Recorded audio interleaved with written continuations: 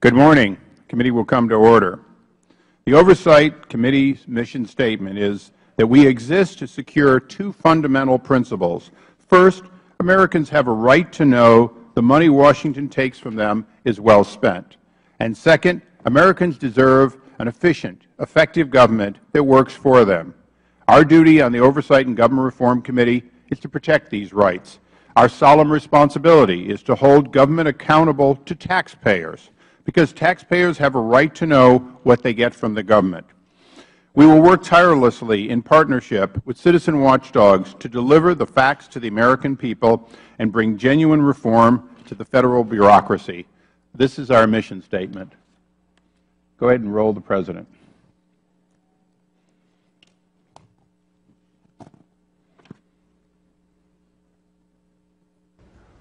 Well, let's see. You guys are drawing down $10, $20 million bonuses after America went through the worst economic year that it's gone through in decades, and you guys caused the problem?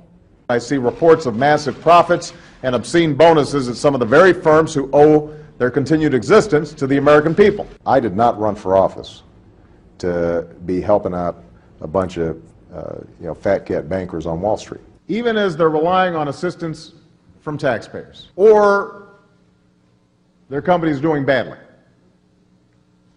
It offends our fundamental values. The only ones that are going to be paying out these fat bonuses are the ones that have now paid back that TARP money. If these companies are in good enough shape to afford massive bonuses, they are surely in good enough shape to afford paying back every penny to taxpayers. I now recognize myself for an opening statement. In March of 2009, reports revealed that after receiving $170 billion taxpayer-funded bailout, AIG executives had awarded $121 million in bonuses to top executives. As we've just seen, President Obama called this obscene and shameful. He believed that taxpayers should be paid back in full before millions of dollars in bonuses were paid out. Freddie and Fannie have become de facto arms of the government and have received $169 billion from the Treasury Department. To this day, they still owe approximately $141 billion. Despite this outstanding balance, Freddie and Fannie's top 6 executives received $35 million in compensation. Of that, $12.79 million were bonuses awarded to Freddie and Fannie's top 10 executives. They've even gone as far as to pay someone a $1.7 million signing bonus. We certainly understand that signing bonus could be partially because they left compensation elsewhere, but we also understand that there are plenty of talented people looking for jobs off Wall Street here today. The signing bonus was given with no correlation to performance, but simply a recruiting tool financed by the American taxpayers. This bonus, or these bonuses, have come just as Freddie and Fannie have asked for an additional $13 billion in handout from the taxpayers. This is they've reported a third-quarter loss of more than $10 billion. So I think we all understand that we are not paying bonuses for profits. Bonuses under current law to be tax deductible must, in excess of $1 million compensation, must be tied to performance. Our committee has asked for and received scant documents about performance required. None of the documents received to date would have qualified when I was on the board of a public company for a due diligence by the Compensation Committee. Vague assertions of what one needs to do that can be met simply because you were there does not pass the sniff test. We are here today to ask simple questions on behalf of the American taxpayers. Who are footing the bill for Freddie and Fannie? Do you agree with President Obama's sentiments that bonuses should not be paid out to anyone until the American people have been paid back in full? Do you believe in the concept of pay for performance? Do you believe your performance warrants this type of bonus? Should you profit, will the taxpayers paying the bill? Are there any measurable standards to even evaluate the performance within the documents we've received, or do you have other documents we've been denied pursuant to our request? Are you any closer to unwinding Freddie and Fannie than you were 3 years ago? Are these bonuses being awarded for the efforts to minimize losses to taxpayers, or are they payouts, to the four? I won't read the rest of that. Are they, in fact, payouts for other reasons? And if so, whose agenda are they on? Are they on the American taxpayers' agenda, or are they political agendas that you're using taxpayer dollars to achieve? Let me make it clear. This committee believes that 2008 law requires you to minimize losses to the taxpayers. Business as usual of simply taking more money from the taxpayers or underwritten by the taxpayers fully and causing an agenda of getting more people into homes they cannot afford, in fact, has not been authorized by Congress. I now recognize the ranking member for his opening statement. Thank you very much, Mr. Chairman, for calling today's hearing, and thank you for agreeing to my request to invite Mr. DeMarco. Mr. DeMarco and I have been engaged in a series of high-level meetings over the past several months. Some of these meetings have been heated, but others have been very constructive. I appreciate his willingness to appear before us today, and I look forward to our continuing discussions. Executive compensation is a worthwhile topic for this committee to address. In my opinion, we should examine not only the compensation of executives at Fannie Mae and Freddie Mac, but also at Wall Street firms that put the short-term financial interests of their executives ahead of the long-term interests of company shareholders and the public. In reviewing the compensation packages of Fannie Mae and Freddie Mac executives, we will have tough questions for our witnesses about how they can claim credit and receive bonuses for achieving performance goals they had nothing to do with, such as supposedly increasing affordability in a housing market that has been tanking for several years. More importantly, we will examine why FHFA, Fannie Mae, and Freddie Mac have done so little to fulfill the key goal of assisting homeowners in need.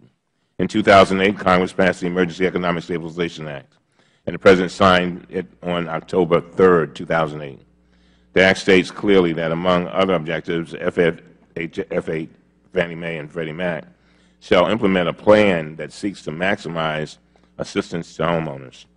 Chairman Issa and I do not agree on much, but we do agree that to date, efforts to assist homeowners have been woefully inadequate. The Home Affordable Modification Program, HAMP, was supposed to help up to 4 million homeowners modify their loans, but to date, it has helped fewer than 800,000. The Home Affordable Refinance Program, HARP, was supposed to help up to 5 million borrowers refinance at lower rates, but fewer than 900,000 have refinanced to date. Where Chairman Issa and I part ways, however, is how we respond to this problem. The Chairman and other Republicans, and even Republican presidential candidates, believe we should stop assisting homeowners, abandon efforts to address the housing crisis, and allow millions of additional foreclosures so we can simply hit bottom. I come from a fundamentally different place. I believe that we must redouble our efforts. We need to buckle down and do the hard work necessary to develop solutions that will address this crisis effectively, comprehensively, efficiently, and definitively. It is too easy to throw up our hands and blame this entire crisis on individual homeowners who took out loans they could not afford. Those individuals are certainly out there, but there are many more who did absolutely nothing wrong. They paid their mortgages faithfully every month, but now they are underwater through no fault of their own. They owe more on their houses than they are worth, and they cannot sell their homes, and they cannot move to a new city for a new job. They are in limbo, along with our entire economy. The foreclosure crisis does not affect only the individual foreclosed upon. It reduces the value of homes across entire neighborhoods. It lowers tax revenues for whole municipalities, resulting in the loss of more jobs. It degrades multiple levels of commerce across the country, and it affects each and every one of us, whether we want to admit it or not. Addressing the housing crisis is a key to our economic recovery as a nation. Mark Zandi, the chief economist at Moody's Analytics, agrees. He has stated that housing is ground zero for the economy's problems, high unemployment, and loss of jobs. As Federal Reserve Chairman Ben Bernanke recently testified, it will be almost impossible to resolve our economic situation when people are losing their homes at the rate they are losing them. Mr. Chairman, let me conclude by returning to the subject of today's hearing. In 2008, Congress and the President passed a law directing FHFA, Fannie Mae and Freddie Mac, to maximize assistance to homeowners. This has not happened. I believe that we are mired in a culture of mediocrity, and nobody should be receiving million-dollar bonuses by claiming it has. With that, Mr. Chairman, I yield back. I thank the gentleman. All members will have 5 days to include their opening statements and additional extraneous remarks. We now recognize our first panel of witnesses. I guess only. Mr. Michael J. Williams is President and Chief Executive Officer of Fannie Mae. Mr. Charles E. Halderman, Jr. is Chief Executive Officer of Freddie Mac, and Mr. Edward DeMarco is Acting Director of the Federal Housing Finance Agency. Pursuant to the rules of the committee, I would ask you all to rise to take the oath. Please raise your right hands. Do you solemnly swear or affirm that the testimony you are about to give will be the truth, the whole truth, and nothing but the truth? Let the record indicate all witnesses answered in the affirmative. Please be seated. I won't have the heaviest gavel in the world today, but I will tell you that when the green light comes on, you go. Yellow light goes on. Try to summarize, and don't let the red be on too long before you conclude. And with that, I recognize Mr. Williams for 5 minutes. Chairman Issa, Ranking Minority Member Cummings, members of the committee, I appreciate the opportunity to speak with you today.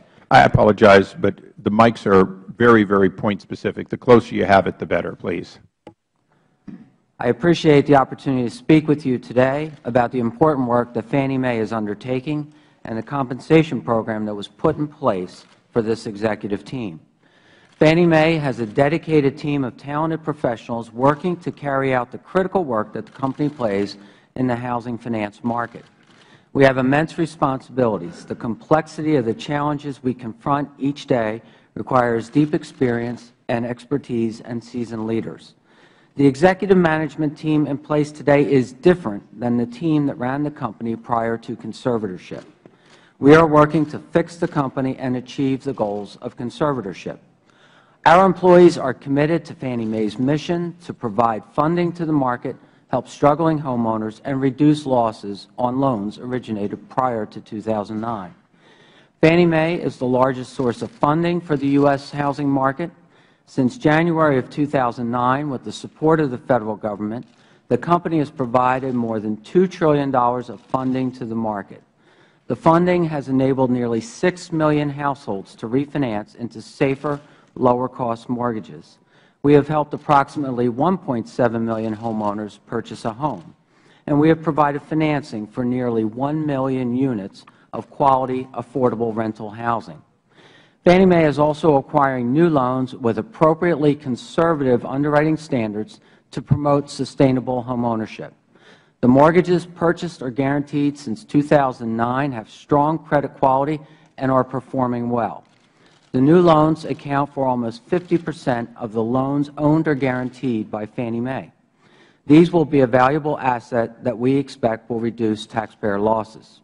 Every day, Fannie Mae employees work to mitigate losses on the company's 2005 through 2008 book of business.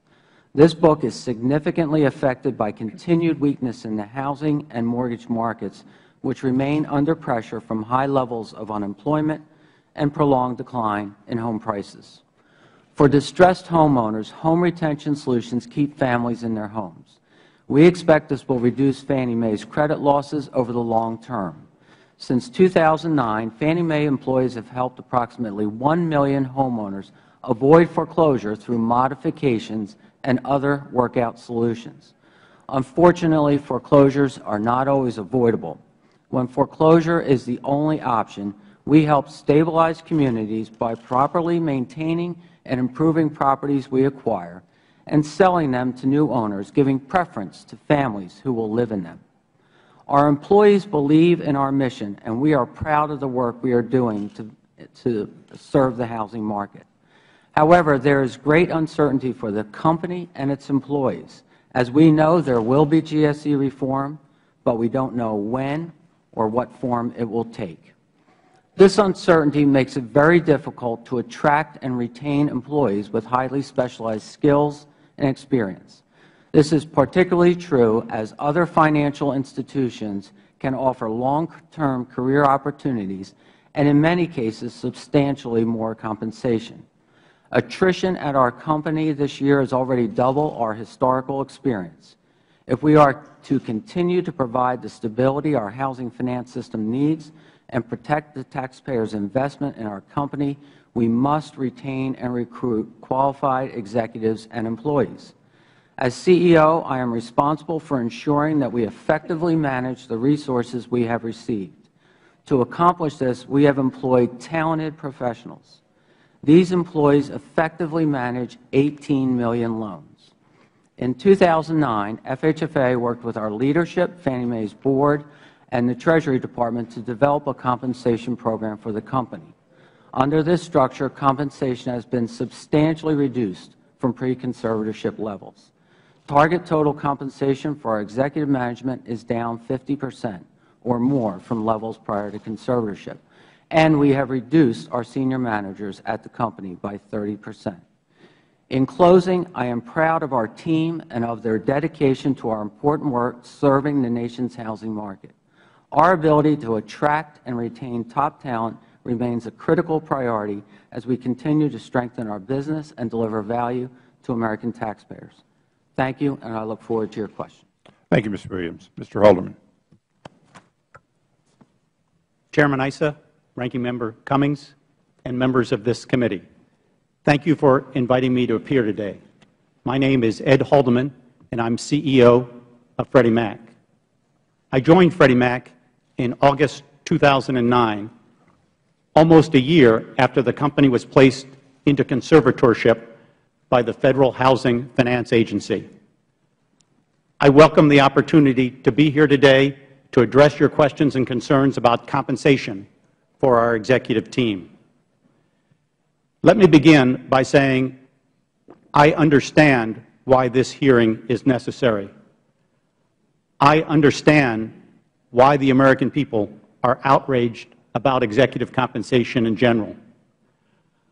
I understand totally why Congress and the American people are outraged about executive compensation at companies that have received Federal support, including Fannie and Freddie. We have 9% unemployment in our country, and there are millions of families at risk of losing their homes. I understand the outrage. How then do I reconcile the compensation system at Freddie Mac given the suffering that so many families are living with? Let me see if I can explain the dilemma I face. My number one objective since taking the job in the summer of 2009 was to keep the company functioning. I concluded that there would be more families hurt and the pain would last longer if there was a breakdown at Freddie Mac. So my focus was on keeping the machinery functioning well in order to do two things. First, provide liquidity to the housing market, and second, help to implement programs that would keep more of our struggling families in their homes. With this guiding philosophy, it seemed to me that gradual change would be preferable to radical change in the operations of the company. So here is the strategy we followed with regard to compensation and overall corporate expenses. First, we eliminated some senior executive positions. For example, we no longer have a Chief Operating Officer, which was the second highest paid position in our company. Second, we consolidated some senior executive positions, which allowed us to reduce the number of senior executives. For example, we consolidated the credit and enterprise risk functions at the company. Third, when a senior executive leaves the company, we try hard in every instance to bring in a new executive at a lower compensation than their predecessor. As a result, the 15 highest paid people at our company today receive about the same compensation as the top 15 received a decade ago. Another way to look at the reduction in executive compensation is the reduction from peak levels. The compensation of our senior team is down 40% from peak levels pre-conservatorship. While we have sought to achieve major reductions in executive compensation without disrupting the functions of the company, we have put a big emphasis on bringing down overall expenses at our company. Our overall general and administrative spending in the past year is down more than $120 million as compared to our spending levels of 2009. Let me summarize. I understand the reason for this hearing. I understand the outrage. We have significantly reduced executive compensation and overall spending at Freddie Mac. But we have tried to do it in a way that does not risk disrupting the functioning of the company. My belief is that disrupting the functioning of the company would put those families who are suffering at even greater risk of deeper and more prolonged difficulty. Thank you again for this opportunity to testify, and I look forward to addressing your questions. Thank you. Mr. DeMarco. Chairman Issa, Ranking Member Cummings, members of the committee, I'm pleased to be here today to discuss the Federal Housing Finance Agency's oversight of the executive compensation structure for Fannie Mae and Freddie Mac, or the enterprises, as I will refer to them. My written statement explains how the enterprises executive compensation program supports the statutory mandates of the enterprises in conservatorship, how it was developed, and how it is structured. In the few minutes I have, I would like to focus on two matters. First, Fannie Mae and Freddie Mac have been in conservatorships for more than 3 years. The draws from the Treasury now exceed $180 billion, reflecting losses from mortgages originated during the years leading up to conservatorship. Minimizing those losses as much as possible while maximizing assistance to homeowners is a key focus of FHFA and the enterprises. Since conservatorship, the enterprises have completed more than 1.9 million foreclosure prevention actions, including nearly 1 million permanent loan modifications.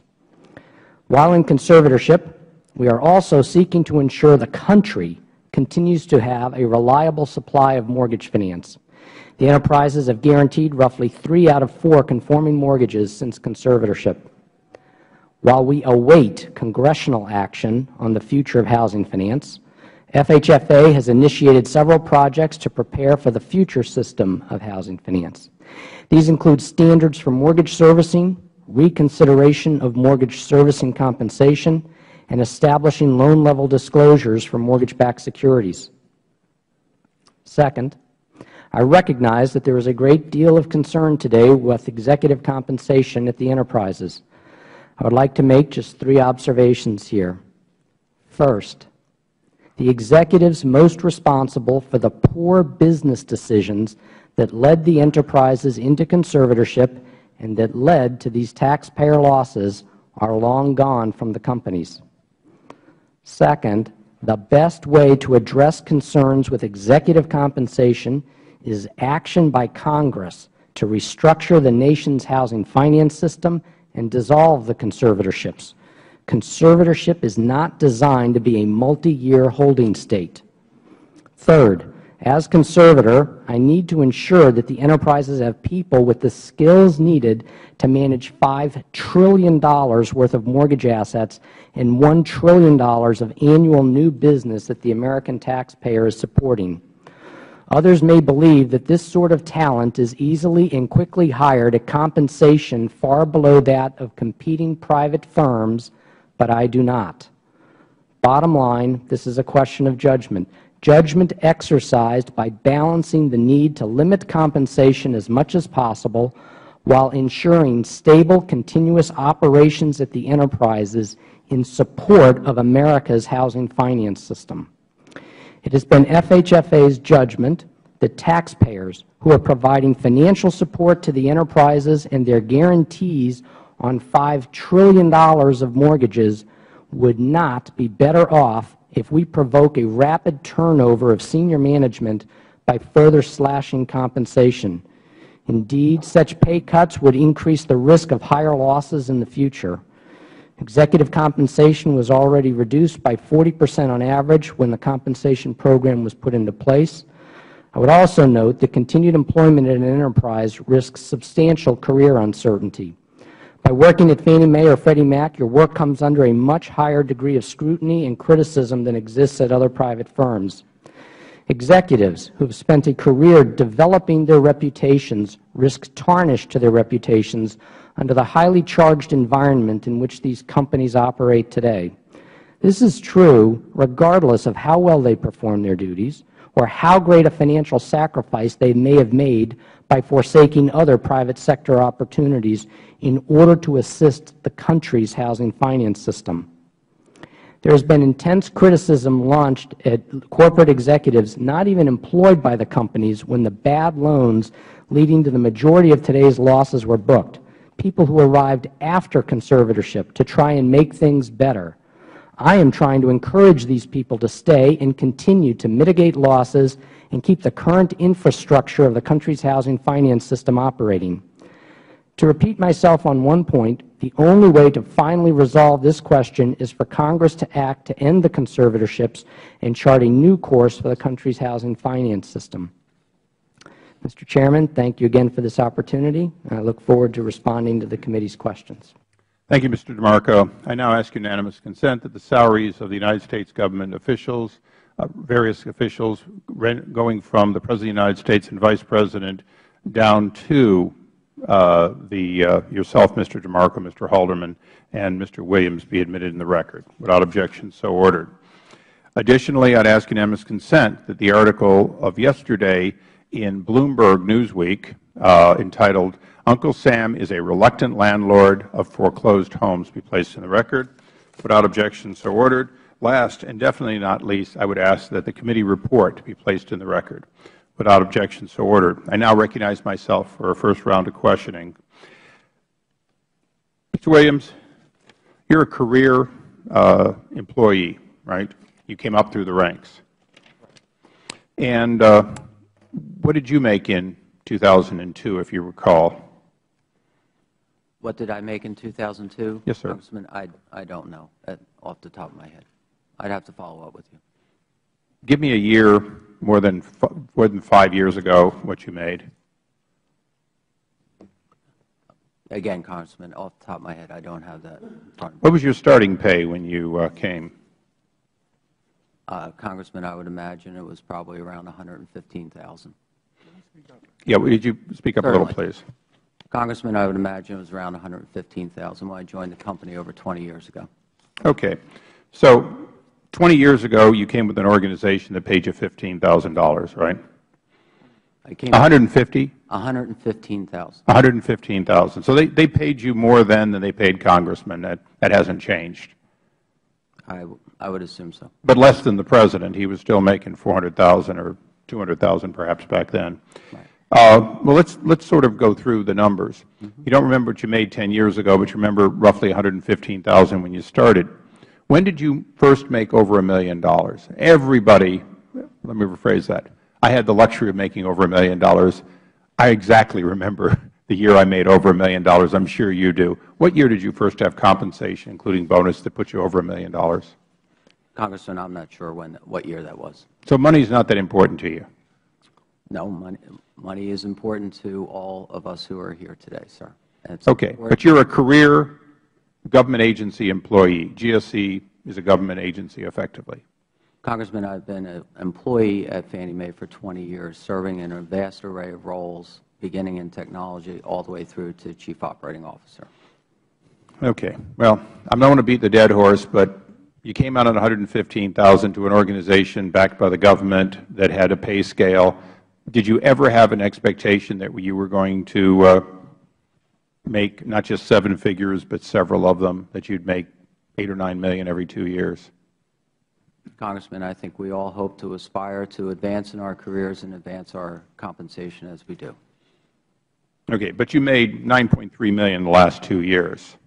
Well, the President made $800,000. You think that's okay?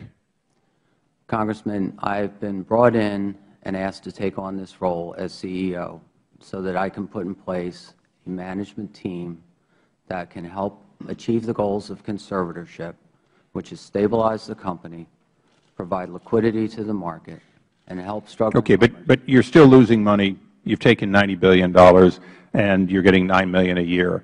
Let me go on to Mr. Haldeman.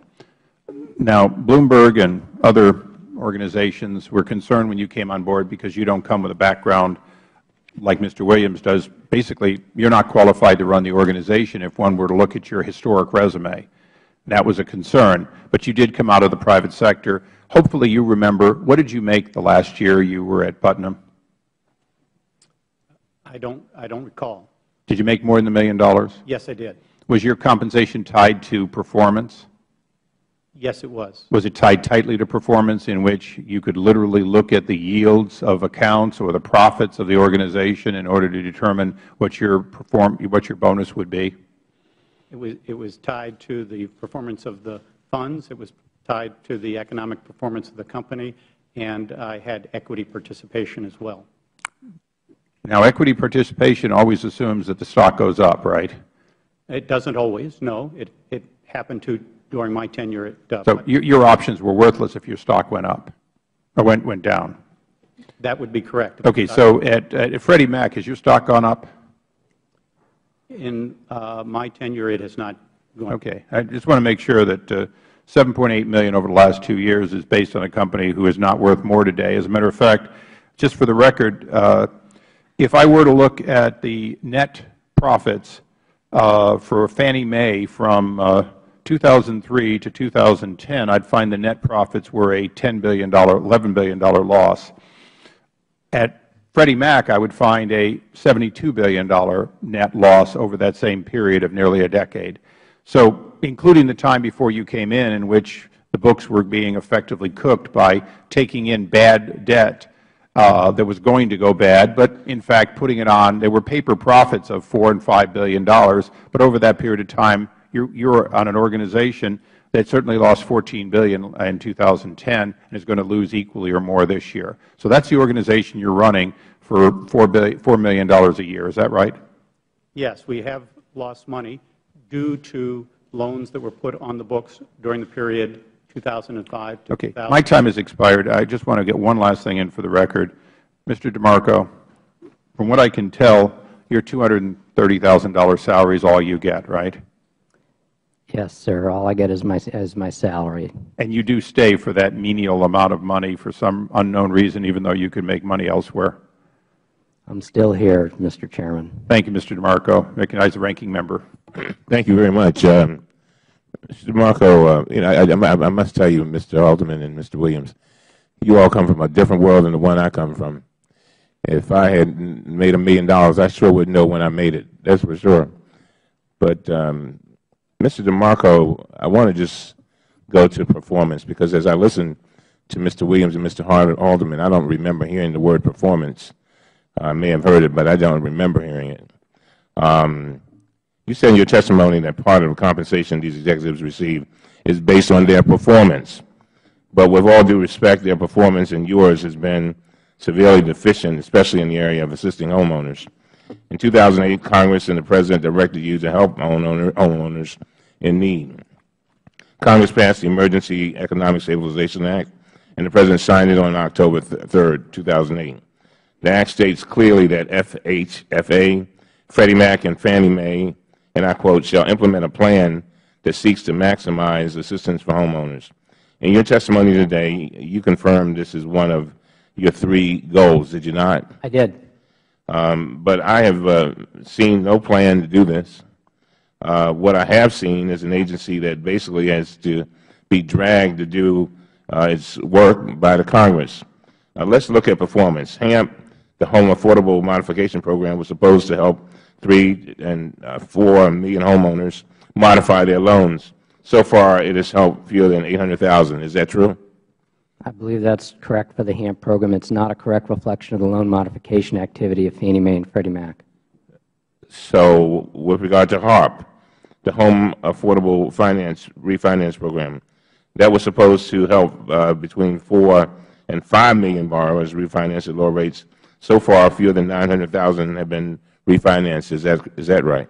There have been over 900,000 HARP refinances to date, and as you know, Mr. Cummings, from the changes that we've made to that program recently, we're expecting an uptick in that of a meaningful amount. Of course we are, but we're talking about what we've done to date. These gentlemen, they're making this money now, not Yes, you know, tomorrow. I'm talking about today. So I'm looking at performance now. Mr. DeMarco, it was not until President Obama made an address to Congress on this topic that you started to revamp this program in a serious way. Let's look at HAFA. Just for the record, Mr. Cummings, I actually had directed both companies to work with FHFA on a thorough reexamination of the HARP program several weeks before the President's address. That work was already underway. Okay, so but you could have started that a lot earlier, could you not? We did try it last winter, and we made some changes, and I regret that, well, I don't regret anything. What I would say is that we redoubled our efforts in August, and I'm pleased with the results. Well, Mr. DeMarco, let me tell you, while you may not have any regrets, I have regrets. I have regrets for the people who are being put out of their houses and need help and would like for the goals that were stated to be manifested, and that I do have regret about, and I understand your lack of regrets, and I'm so sorry to hear you have no regrets, because I wish you could face some of the people who are out of their homes. But please don't take my words out of context, Mr. Cummings. I did not say that with regard to American homeowners, and I believe that myself and everyone at FHFA, and frankly the gentleman to my right, have been working very hard to provide assistance to American homeowners. And with regard to the quotation from statute that you cited, it is quite right. I actually cite it myself frequently. But the full quotation includes that we are to undertake this maximizing assistance to homeowners in consideration of the net present value to the taxpayers. And I believe that that makes what we are doing in terms of providing relief to homeowners consistent with our mandate as Conservator to preserve and conserve the assets and property of the company and thereby minimize further losses to the taxpayer. And the mandate is that you shall implement a plan that seeks to maximize assistance for homeowners and use this authority to encourage the servicers of the underlying mortgages and considering net present value to the taxpayer to take advantage of the HOPE and for homeowners program. Is that not correct? That is it, sir. In fact, I think that you raise an excellent point here, and I think it's actually one of the key accomplishments we've had this summer was the Servicing Alignment Initiative that FHFA organized with Fannie Mae and Freddie Mac to provide uniform mortgage servicing standards so that servicers would know how to effectively, efficiently, and timely respond to troubled borrowers. And I think we learned from some of the difficulties of the last few years, and we've put in place an identical set of servicing requirements that Fannie and Freddie each have for mortgage servicers, so that the moment a borrower goes delinquent, the servicers now have clear instructions and positive incentives to make early and robust contact to borrowers to find out what their difficulty is. We are placing a tremendous amount of emphasis on getting immediate contact with the borrower and trying to find an appropriate solution to their difficulty, because what we have learned is the faster we do that, the greater the likelihood of success. And I believe that our efforts in this way have been very much consistent with fulfilling the ESA mandate that you quite rightly cite. Mr. Chairman, just real quick. I'd ask unanimous consent. The gentleman have an additional minute. Thank you very much. Without objection. Thank you. Mr. DeMarco, I've said this to you before, and as I listen to your defense, and I do consider it a defense, and rightfully so, I said to you, and I begged you, do not mistake a comma for a period. I think we can get so caught up in saying what we've achieved that we fail to know that we can do better. And I think that's what troubles me. And that's what troubles many members of Congress. And I say it to you with all sincerity. I'm not trying to hurt your feelings or anything like that. But I got to tell you, I'm talking about some people who are in pain. I mean, big time. And so I beg you, do not mistake a comma for a period. I appreciate that, Mr. Cummings. I've benefited from our discussions the last couple months, and I remain committed to making sure that Fannie Mae and Freddie Mac in conservatorship are doing all full, robust, and appropriate things to be able to help American homeowners that are troubled in their mortgages. And we will continue in that effort, and I'm taking under consideration all of the things that you've told me, sir. And I do believe that we share a deep concern for the number of American households that are troubled, and we do share a desire to provide appropriate assistance to them, and we will continue to try to improve our efforts in that way, Mr. Cummings. Thank you, Mr. Chairman, for your indulgence. No problem. Thank you. I now ask unanimous consent that the entirety of the Act, H.R. 3221, be placed in the record, and I particularly cite powers of the conservatorship. The agency may, as conservative, take such actions as may be necessary to regulate the entity in a sound and solvent condition and appropriately to carry out the business of the regulated entity and preserve and conserve the assets and properties of the regulated entity. And I believe that's what the gentleman was referring to. With that, we recognize the gentleman from Michigan, Mr. Walberg.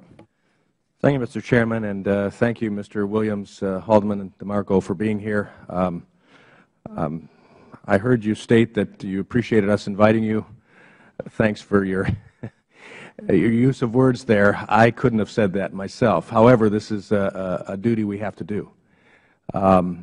DeMarco, the $12.79 million in bonus pay for 10 executives that we're discussing today, bonuses that you approved, was for providing, and I quote, liquidity, stability, and affordability to the housing market. And my bankers, lenders, financial institutions back at home desire that and would agree with that and would want that to continue. But in light of that, what benchmarks are Fannie and Freddie meeting that would allow such bonuses to kick in, especially in light of the taxpayer losses of approximately $170 billion? So this is detailed in the annual securities filings of the two companies, but as I've reported in my written statement, these losses that the taxpayers are absorbing are a result of business decisions made pre-conservatorship and mortgages that were originated pre-conservatorship. And one of the focal points for the executive compensation for the executives at Fannie and Freddie are their efforts to try to minimize losses on that book of business. They can't undo mortgages that are made, but what they can do is that they can take aggressive actions to mitigate those losses through loan modifications and other foreclosure prevention activities. And I report monthly to the House Financial Services Committee and the Senate Banking Committee on the efforts that have been undertaken to that end, and the array of things in which they are assessed and go to efforts to minimize losses, undertake homeowner assistance, ensure that there is ongoing liquidity in the market, and to be working with us on things such as the servicing improvements that I talked about in my exchange with Mr. Cummings. But in light of all that continues on, in light of what Mr. Cummings mentioned also about his people, likewise in my State of Michigan, You've stated your opposition. You stated your opposition yesterday to putting these executives on par with the Federal pay scale, a position that you continue to suggest today in comments, I believe, a legislative proposal that was passed out of the House Financial Services yesterday to do just that. Why do you oppose that? More aggressively, why do you oppose that, and do you believe Federal agencies cannot perform their duties because they don't offer Wall Street-sized paychecks? I oppose it simply for the matter that I believe enacting that and immediately putting all the employees of Fannie and Freddie on a completely different pay scale is going to result in the taxpayer losses to Fannie and Freddie going up, not down. That's it, put simply. The Chairman read the excerpt from the HERA legislation regarding conservatorship, an important aspect of that. And what he read excuse me, is that I'm preserving and conserving the assets of a business entity. And these remain business entities, and they remain regulated entities. They are not government agencies. If the Congress of the United States wants to take action to make them government agencies, make the employees government employees, that is a different story and legal structure than the one that I am being held responsible for overseeing today. What I'm being responsible for overseeing today, the way the law works today, Fannie Mae and Freddie Mac employees are not government employees. These are not government agencies. They remain private corporations undertaking trillions of dollars of business, participating in the marketplace. They continue to be subject not just to FHFA regulation, they continue to be subject to other laws and regulations that apply to similar private financial institutions, I understand all of that, Mr. Securities and Exchange Commission rules and so forth. I understand all of that. Our citizens don't. We're tough times, and sometimes very difficult decisions have to be made, and if indeed there's public service, like you indicated, that you want to provide a service, and I think the two gentlemen seated next to you have indicated the same thing. There are challenges we face. Mr. Haldeman, in October you announced that you would be stepping down from your position once a successor has been named. That's correct. Did compensation play any role in this decision? No, it did not. Mr. Williams, earlier this year you stated that you would leave it to the FHFA to determine what your appropriate compensation would be. If Mr. DeMarco changed course and decided that your compensation should be curtailed, would you be fine with that? Congressman, I would evaluate my own personal options, but that would be the decision of the Board and Director DeMarco. I thank the gentleman. I now ask unanimous consent to enter into the record a study of 2011 compensation done by the Association of Corporate Counsel, Southern California Chapter for 2011, and would note that in public companies, the compensation in 2011 was approximately $400,000 for general counsels. Well, the general counsels of Freddie Mac received $2.9 million, and Fannie Mae received $2.6 million, more than 4 times the compensation that at least the Southern California chapter of general counsels believe is fair. With that, we go to— If I may, Mr. Chairman, I think that this is pretty important because of the theme of your hearing here regarding protecting the American taxpayer. So with regard to the legal departments of Fannie Mae and Freddie Mac, I would like to point out to the committee that Fannie Mae and Freddie Mac with FHFA taking the lead on this as conservator, has filed lawsuits against 18 of the biggest financial institutions in the country and even in the world to recover losses that we believe are the legal responsibility of others. This is part of our activity to protect the American taxpayer and to carry out our conservatorship responsibility. But I will say, Mr. Chairman, that for us to be able to successfully execute on such complex litigation regarding complex financial transactions and securities, I need to have qualified and experienced counsel to be working with us on that. So I believe that this is an investment that we are making that is part of protecting the American taxpayer.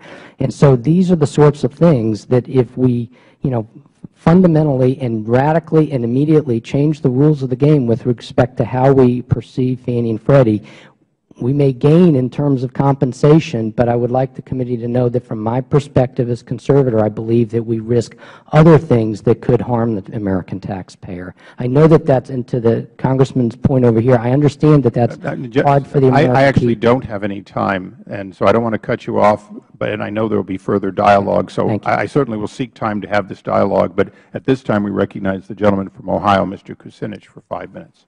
Thank you very much, Mr. Chairman, and thanks for holding this hearing. One of the things that's interesting about these hearings is that occasionally you get some insight into how people think in a broader sense about those they're supposed to serve. And I have to say that of the witnesses, Mr. Haldeman was the only one who seemed to understand the concerns that the American people have about this issue that faces this committee today. And so I want to thank you for that. I also want to say that in listening to the testimony,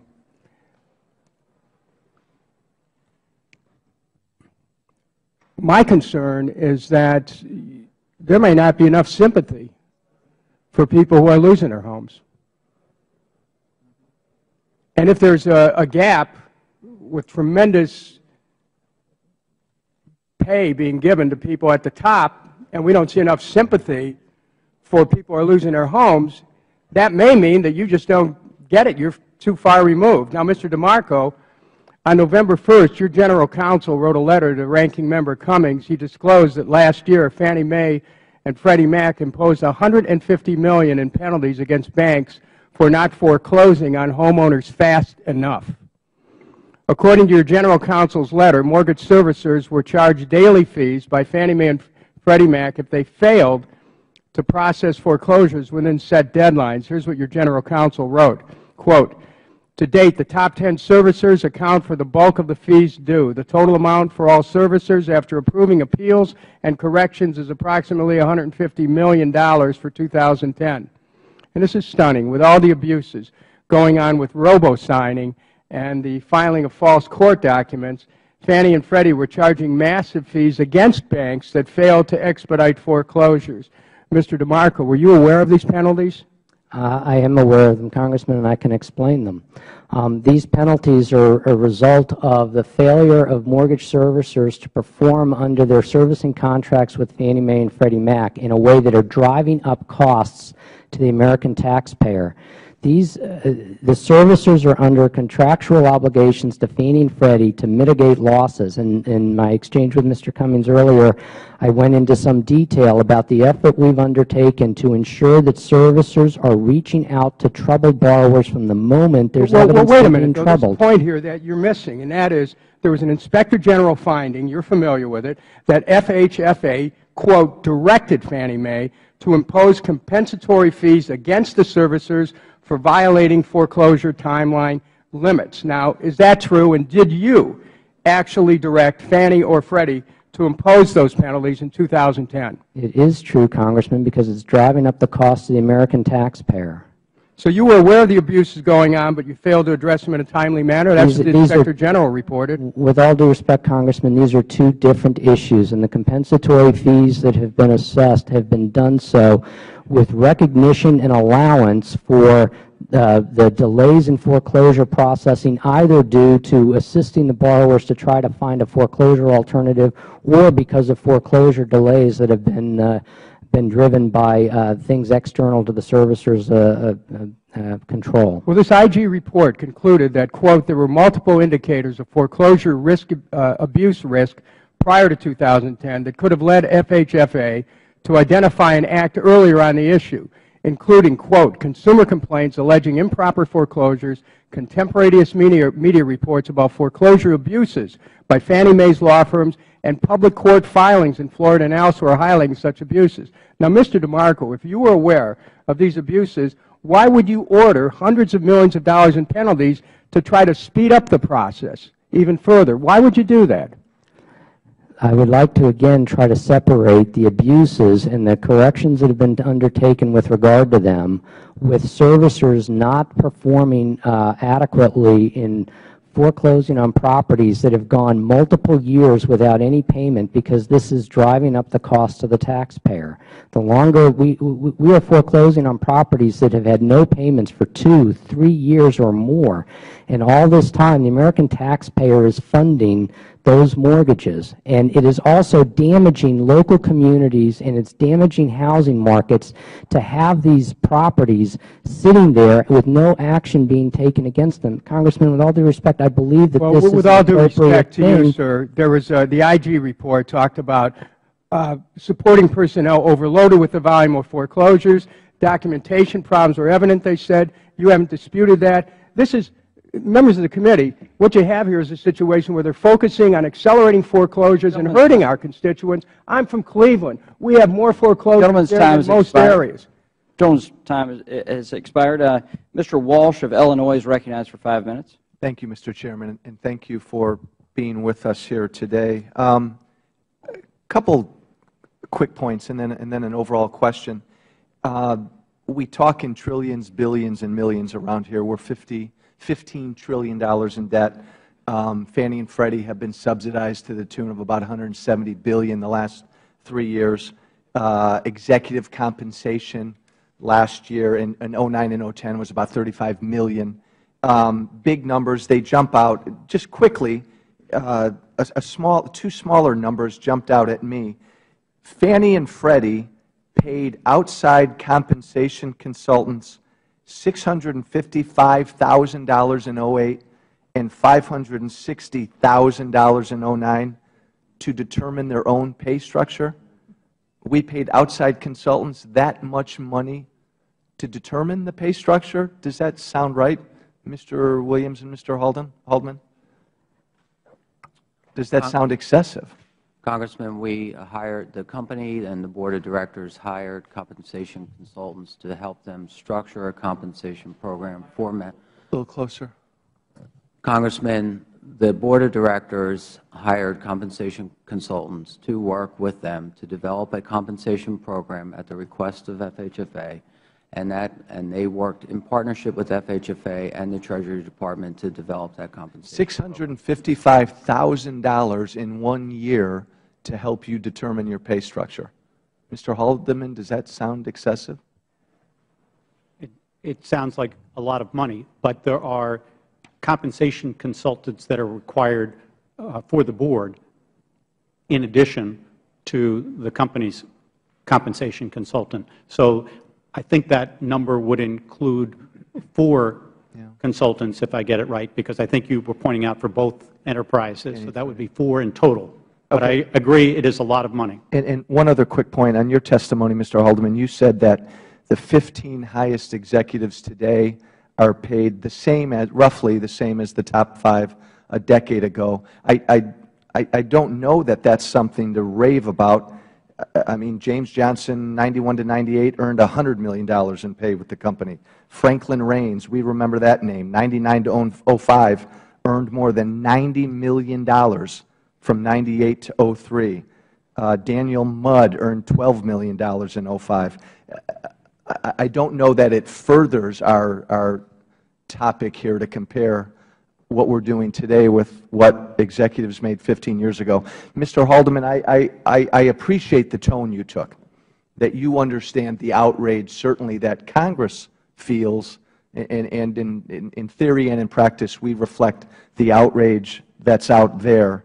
But understand something. Many members of Congress came here because this country's broke. Big freshman class of Republican and Democrats who most of whom left probably much higher paying positions to come here and serve this country because this country's broke. I'm not unusual. There are other members like myself who came here and turned down my health benefits, turned down any pension benefits, because we've all got to do something pretty quickly or we're going to be in a heap of trouble, and future generations are going to be in a lot of trouble. So I appreciate that you understand the outrage, but are you telling me that unlike Congress and some other departments in government, we're fundamentally not able to find people who need to do what they need to do at Fannie and Freddie for less than the amount of money in base pay and bonuses that we're paying folks? And if so, do you understand how a lot of people might find that hard to believe? First of all, I think all of us appreciate the public service of the entire Congress and realize that many have made a personal sacrifice to take on those roles. And I commend Acting Director DeMarco for the public service that he's given the country. And there are many examples of people who have done that.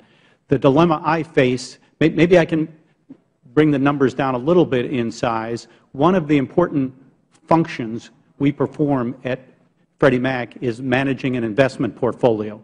When I took over my job in August of 2009, that investment portfolio was $900 billion. We've brought it down continuously. It is now about $680 billion in size. There are people who are managing that portfolio. What I worry about is if they make a 1% mistake, that costs the taxpayer $6.8 billion. If they make a 1/10% mistake, it's $680 million.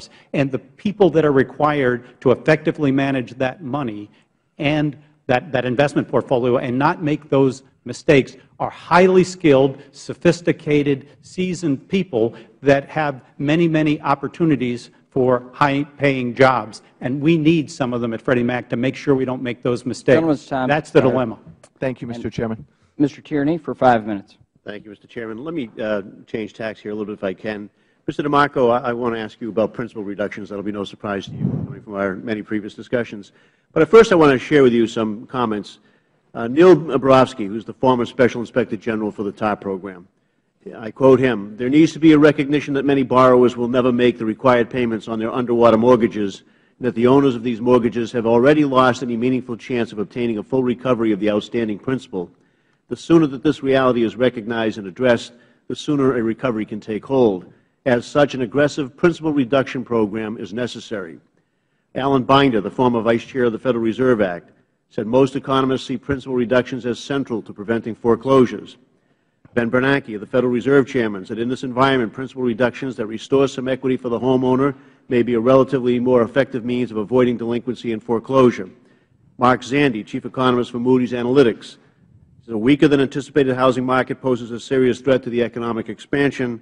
He suggests a policy step with one of the best odds of ending the housing crash quickly and definitively would have the government facilitate loan modifications with substantial principal write-downs.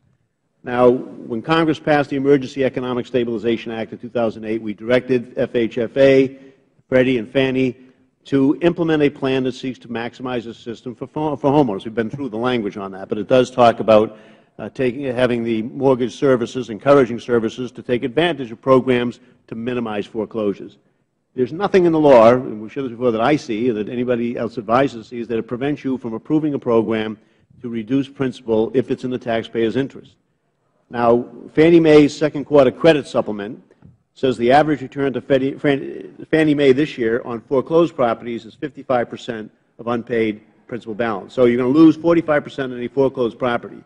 And if that's the case, but you'd only lose 5%, say, of a principal reduction program, why not reduce the principal and keep the borrower in his or her home?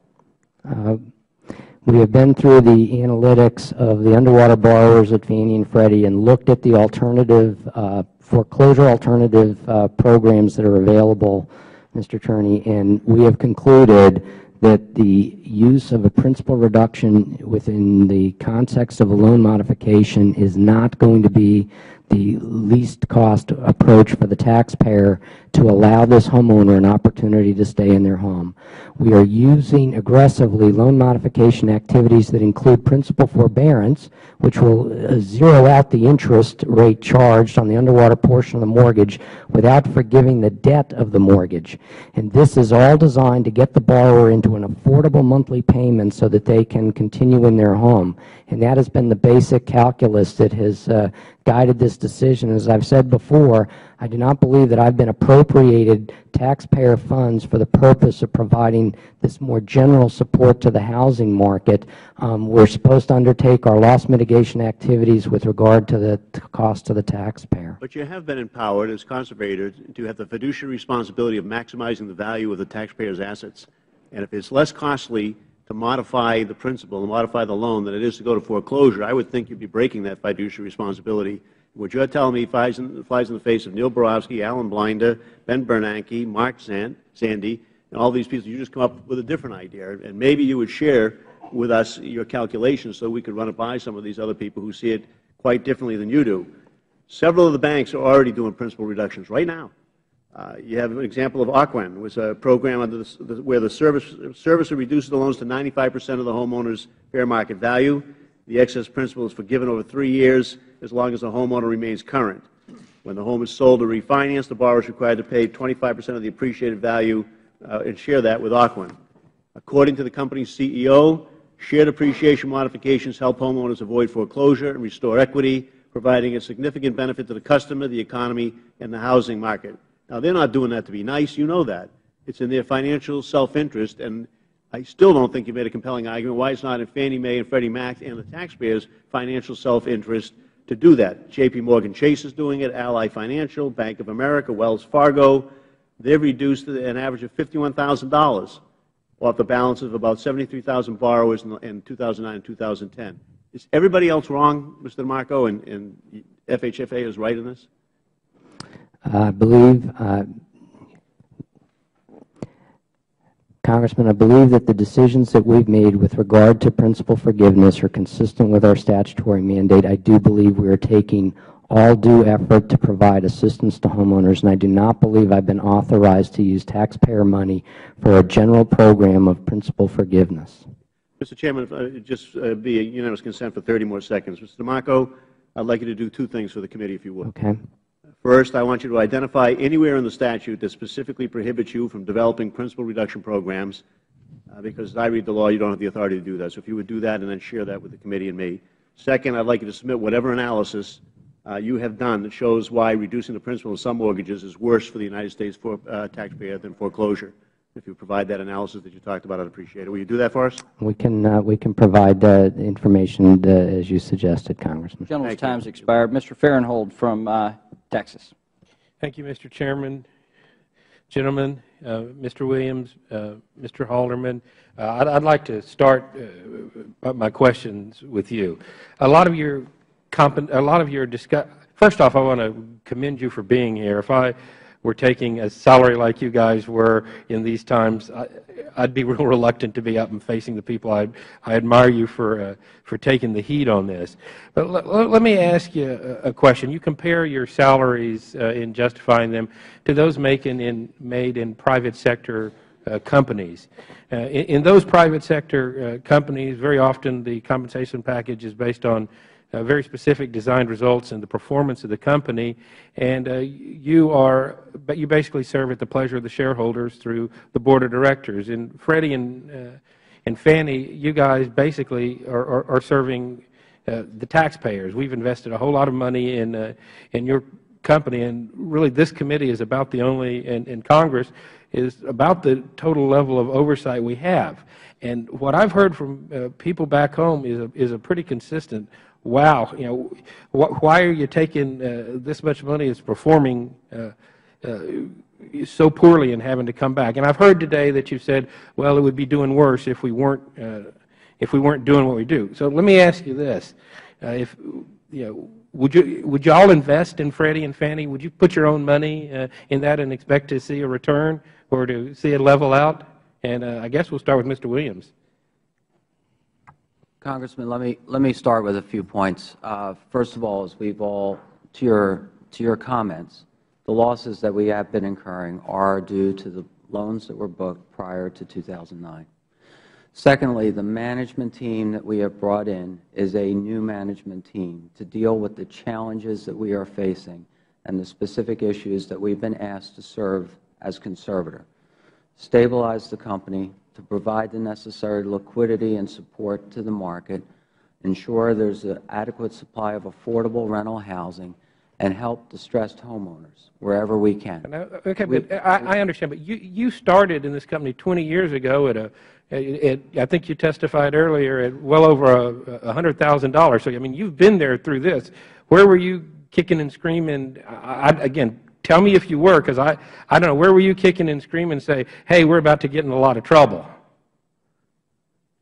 Congressman, I'm happy to discuss my role prior to conservatorship. So in the years leading up to conservatorship, I served as the Chief Operating Officer of the company.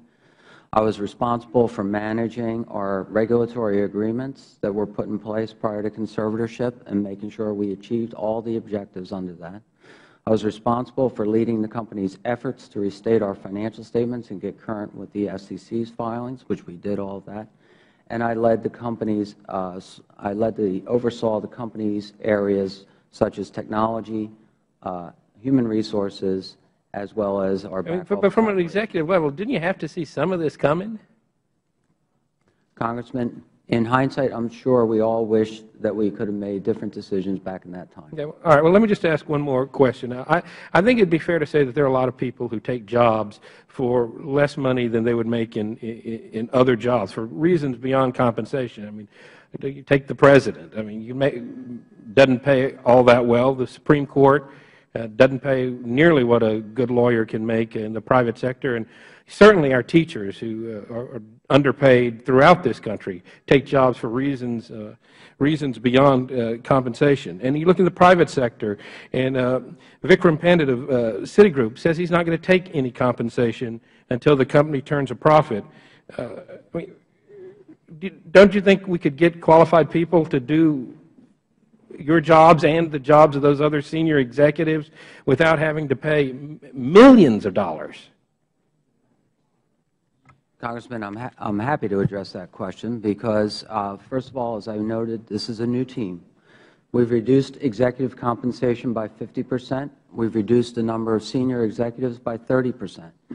But I can tell you, are these jobs competitive? Yes. In the course of 3 months, I lost 5 senior vice presidents out of the company to financial services and other companies where I can assure you they were making more money and had better career prospects as a result. These are challenging jobs in challenging circumstances, and we need to pay and reward the people who are doing the jobs. I see that my time is about to expire, and I apologize for not getting to you, Mr. Halderman. Thank you. Mr. Davis of Illinois is recognized for 5 minutes. Thank you very much, Mr. Chairman. Mr. DeMarco, let me ask, when you announced these compensation packages in 2009, you issued a press release explaining that these million-dollar salaries were necessary to, and I quote, to attract and retain the talent needed, end of the quote, for Fannie Mae and Freddie Mac to perform their roles. In a recent letter to Congress, you wrote that you were also concerned about a rapid turnover of management and staff, replaced with people lacking the institutional, technical, operational, and risk management knowledge requisite to the running of corporations with thousands of employees and more than $2 trillion in financial obligations. Let me ask, what kind of analysis did you do prior to making these conclusions? Did you survey the current staff that was present? And do you have some kind of document that you could share with us that would demonstrate the potential effects of lower salaries on the workforce, on the agencies, and ultimately on the homeowners who had mortgages to pay? Congressman, with regard to the announcements of the pay structure that took place in 2009, the background for that was developed over the course of time by my predecessor, and then when I became acting director, I assumed the completion of that work. It was done in a consultation with other government agencies. It was done in consultation with pay consultants. It was done in a lot of consultation with the Special Master for Compensation at the Treasury Department to assess what was the market like for compensation in troubled but large and complex financial institutions, and what was the right structure and balance to weigh between the need to have competent, skilled professionals running these complex financial institutions against market conditions at the time and the market opportunities that they had. That was all part of the determinations that went into the announcement in 2009. Well, let me ask, since then, let me just ask you, because time is going to expire. Earlier this year, the Inspector General for the Federal Housing Finance Agency issued a report evaluating your oversight of executive compensation at Fannie Mae and Freddie Mac. The IG report stated that, and I'm quoting again, that you never seriously considered, end of quote, comparing compensation at Fannie and Freddie to compensation at other housing agencies. Is that true? We did not consider the FHA commissioner or the head of Ginnie Mae to be market comparables to private companies that operated with all the liabilities and responsibilities of a private company. We certainly, being government employees, are well aware of the compensation that those executives have. So you're saying that you did not make a comparative analysis of other housing agencies that might have some of the same responsibility, although certainly not as much and certainly not of exactly the same type. That's right. I'm saying that we did not find that to be a comparable to private companies that were operating in the marketplace with all the legal responsibilities and liabilities of private complex financial institutions. Do you think that the Federal Housing Administration, Ginnie Mae, and other agencies who seemingly were doing much better did not take into consideration the same factors and the same market and the overall conditions of the economic climate? I'm not sure I followed the question, but certainly, government employees have a completely different set of benefits and, frankly, personal liabilities or lack thereof when it comes to their engagement. And I do believe, and I have a great deal of respect for people that come into political positions in government. They take a huge cut in compensation for the opportunity to be direct players in assisting the country and in guiding policy making in the country. These are temporary positions that they fill before going back out into the private sector. And I do believe that the leadership of a company that's got $2 trillion worth of obligations needs to have Bottom line, you think that the salaries are necessary and we couldn't do it any other way? I believe that what we have in place, sir, is what is the best to minimize the losses to the taxpayer in terms of the overall situation that we have as long as Fannie and Freddie are in conservatorship. And it's why I said in my written statement and oral remarks, I really wish that we could have the administration and the Congress of the United States get together and come up with legislation that will bring these conservatorships to an end and to build an appropriate housing finance system for the future. Thank you very much, Chairman. Now you back. I thank my colleague. Mr. Burton for 5 minutes. Well, first of all, let me just say that the problem started in 1994 when you loosened up, and you weren't here, none of you were here, when we loosened up the underwriting standards to give loans to people who cannot afford to make the payments is crazy. I was an underwriter for an insurance company for a long time, and I know how that system works. You just don't do it. And it's not rocket science. The minute you give a loan to somebody who doesn't have the capability to make the payments, then you created a mess that is inevitably going to end in disaster. And that's what you inherited. Now, you, Mr. Williams, were there for 20 years. I don't know how you didn't see part of this, but nevertheless, the problem was pretty apparent to somebody that has any idea how finances work. Let me just ask a couple of questions. You had an outside entity make a recommendation on compensation, and then you as conservator, Mr. DeMarco, made a recommendation to the board, and that was pretty much approved. Is that the way it works? I had responsibility for the final decision, Mr. Burton. So you made the decision on compensation? Ultimately. This work was well underway before I became acting director, but ultimately, you were yes. the one. Well, we talked a little bit about this before. For legal counsel for public companies, and I heard what you said about the expertise of these guys, the 2010 salary for public companies was averaging about $266,000, and with the bonus, it was about $104,000, so it was around $400,000. For a private company, the salary was $204,000, and the bonus was around $100,000. Now, under Freddie Mac, Robert Bostrom, the general counsel, got $2.9 million in 2010, and Timothy Mayopoulos, the general counsel, got $2.6 million in total compensation in 2010. I understand that they had the expertise, and I understand they had to have a good staff in order to make sure that the litigation was processed and pursued in a very rapid way. But that just seems very excessive to me. And Mr. Williams and Mr. Haldeman, I'm sure, are competent in many ways. I don't have the time nor the inclination to go into their qualifications. But when you look at the salaries and you realize the problems that the country faces, it's just excessive. I don't think anybody that looks at this would disagree with that. And I'm very disappointed.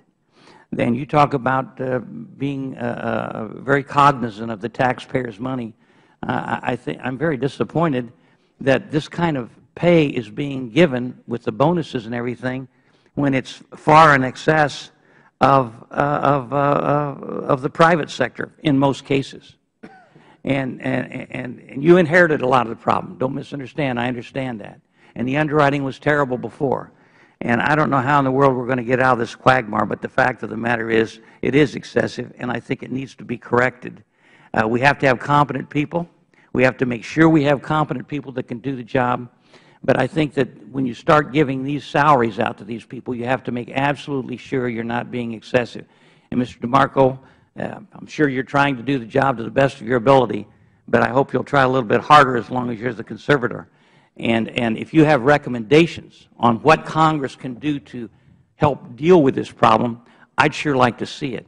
I'd like to see Fannie Mae and Freddie Mac be done away with and go back to the private market where sound business principles are applied to make sure that qualified people are buying these houses instead of trying to help everybody out, especially those who can't afford them. You just dig a bigger and bigger hole, and that's why this country is in the mess that it is right now. And, Mr. Chairman, I yield back. From former chairman to former chairman, Mr. Towns is recognized for 5 minutes. Thank you very much, Mr. Chairman. Let me begin by saying that I want you to help me to be able to determine in terms of how you arrive at these bonuses. You know, I know that in education, if you are able to lower the dropout rate, teachers are able to improve the reading scores, have great retention in terms of students graduating on time or staying in school, and then based on that, then the teacher gets a bonus, and I think that makes sense. They've done something outstanding. Now they're rewarded. Tell me how you arrived at the bonuses, Mr. DeMarco, So FHFA, in consultation with the boards of directors of each company, developed corporate scorecards for each company outlining an array of areas of performance regarding minimizing losses to the taxpayer, remediating operational and risk management weaknesses of the company, and ensuring that the businesses operated effectively and efficiently. So there was an array of items that were put into the corporate scorecard. These are then reviewed by, scored by management at the end of the year, reviewed by internal audit of the companies, then reviewed by the board of directors, and finally by my staff in terms of assessing the performance, and that becomes a key input into the determination of these bonuses. The structure for the employees' compensation, the executive compensation, it has the following components. We set a target compensation for each executive that is aligned to be at or below the median of a comparable position in a comparable firm. And from that target compensation, a third of it is set aside to be paid in the form of a target incentive opportunity, or what you all would refer to as a bonus. And that gets paid out over a 2-year period after the performance year. Then the rest is salary. A portion of it is paid during the course of the year. The majority of it is held off as deferred salary to be paid the following year, and that's done for retention purposes. And furthermore, to incentivize performance there, a portion of that deferred salary is itself tied to the corporate performance, allowing for a reduction in the actual amount of deferred salary that is paid if performance doesn't measure up. As is detailed in my written statement, in each of the years we've done these assessments, we have not awarded full amounts for these for either the deferred salary or for the target incentive opportunities. We've awarded less than the targeted amounts. Let me just say that I noticed in terms of my good friend and colleague, Congressman Burton, indicated, in fact, in terms of what happened in terms of 1994. But I think there's one thing that we are not considering is the fact that in many families, one person has lost his or her job, and that has created a lot of problems along the way. And when I walk the streets in my district and I listen to the people that are losing their homes, and then you look at these salaries, and one would say, wait a minute, why don't we take these salaries and save a whole block? And this is what you're hearing from people, back in the district that I represent in Brooklyn, New York. So, do you hear people talking about excessive salaries? I do. I get correspondence on this as well. I certainly hear from members of Congress and so forth. And all I can say, Congressman, is I believe that we're trying to strike a difficult balance between ensuring that these multi-trillion-dollar companies have the appropriate expertise running them, and that we are keeping these salaries as low as possible to make, while ensuring that we've got capable people, and that the people that are there, from the CEOs on down, are focused on helping homeowners. We're very committed to trying to help troubled homeowners and to provide alternatives to them when they get in trouble. If we're not successful, I'm not sure whether we should. Let me just ask one quick one before my time has expired. The IG report concluded that your agency failed to act on foreclosure abuse issues until the middle of 2010, even though there were multiple indicators prior to that time which would have led you to act earlier. Are you familiar with this report?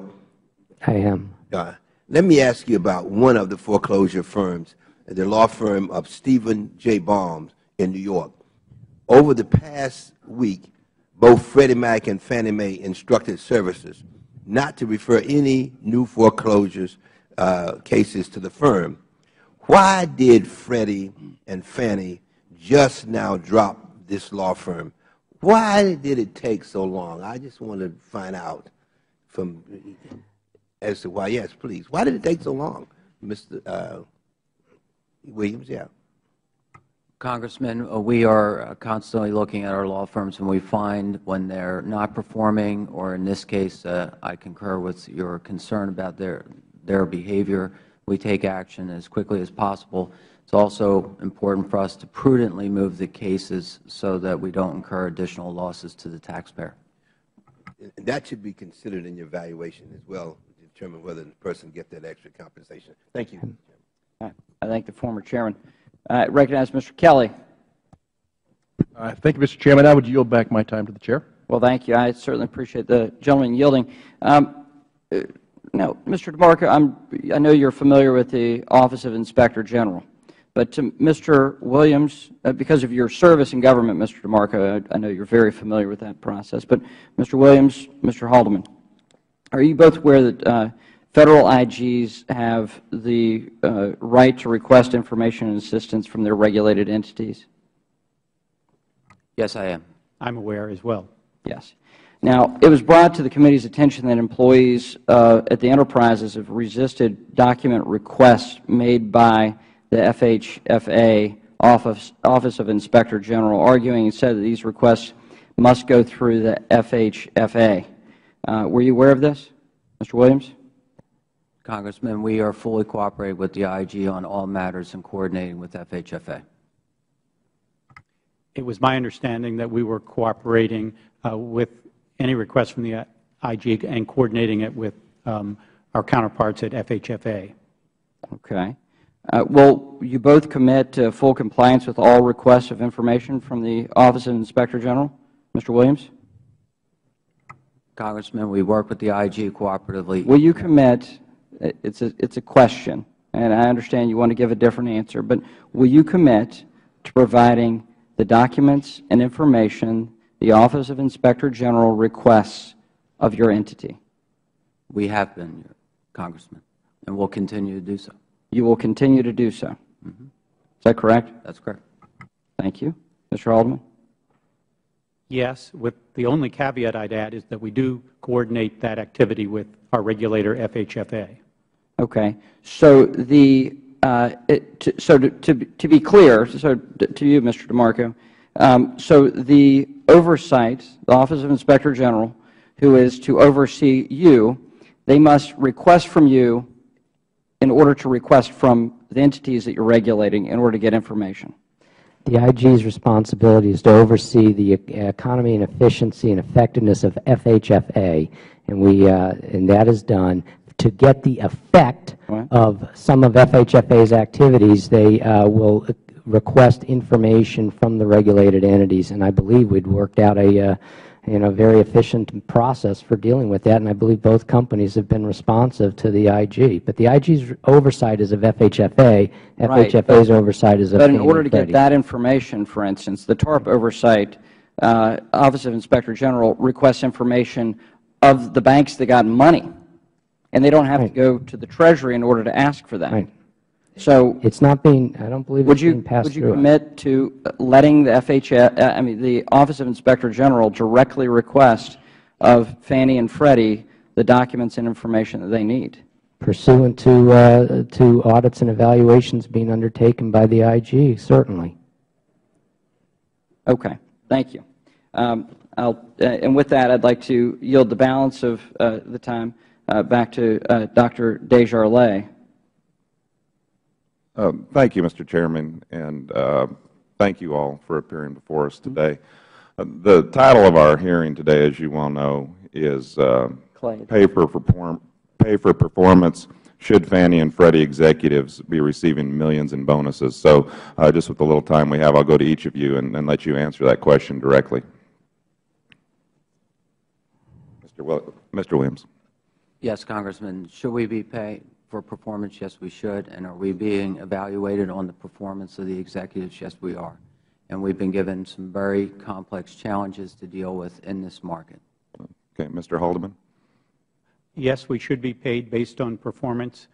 The difficulty is that in contrast to my years in the private sector, and where all the companies were profitable, and it was easier to identify performance and tie it to profitability, much more difficult to tie pay to performance in the kind of situation we have at Freddie Mac, where there are so many embedded losses that we are dealing with that continue to come through the financial statements. Okay. And again, the title, Pay for Performance, Should Fannie and Freddie Executives Be Receiving Millions in Bonuses? Mr. DeMarco, let's address the millions in bonuses. I believe they should be being compensated at a market rate that allows FHFA as Conservator to ensure that we can attract and retain suitable executives to run these companies. Thank you. That's what we're doing. I'll have some more questions in a minute. I yield back. The gentleman's time has expired. Mr. Clay for 5 minutes. Thank you, Mr. Chairman. And, Mr. Chairman, the witnesses have testified that part of their compensation is based on how Fannie and Freddie perform. But I have serious questions about some of their so-called achievements. Let me give you an example. Fannie Mae's 10K filing states that credit losses were actually lower than expected in 2010. That sounds like good news. However, the reason for these lower credit losses is that many services were caught up in the robo-signing scandal and were forced to halt their foreclosures during the fourth quarter of 2010. Mr. DeMarco, how can you take credit for fewer losses if they resulted from the robo-signing scandal? And that's not a basis for a bonus, is it? Congressman, the performance over the last year that was better than FHFA itself had projected in a published report in October of 2010 is reflective only in part by delays in foreclosure. It in fact reflects that we have had better performance of underwater mortgages than had been projected.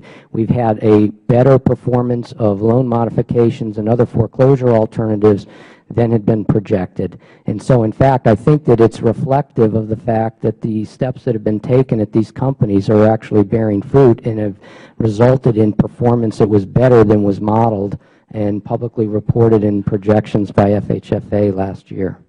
Okay, let me give you another example. Part of the executive compensation was based on this factor, whether Fannie Mae was able to issue at least 37.5% of all new mortgage-backed security issuances. According to Fannie Mae, they exceeded this goal.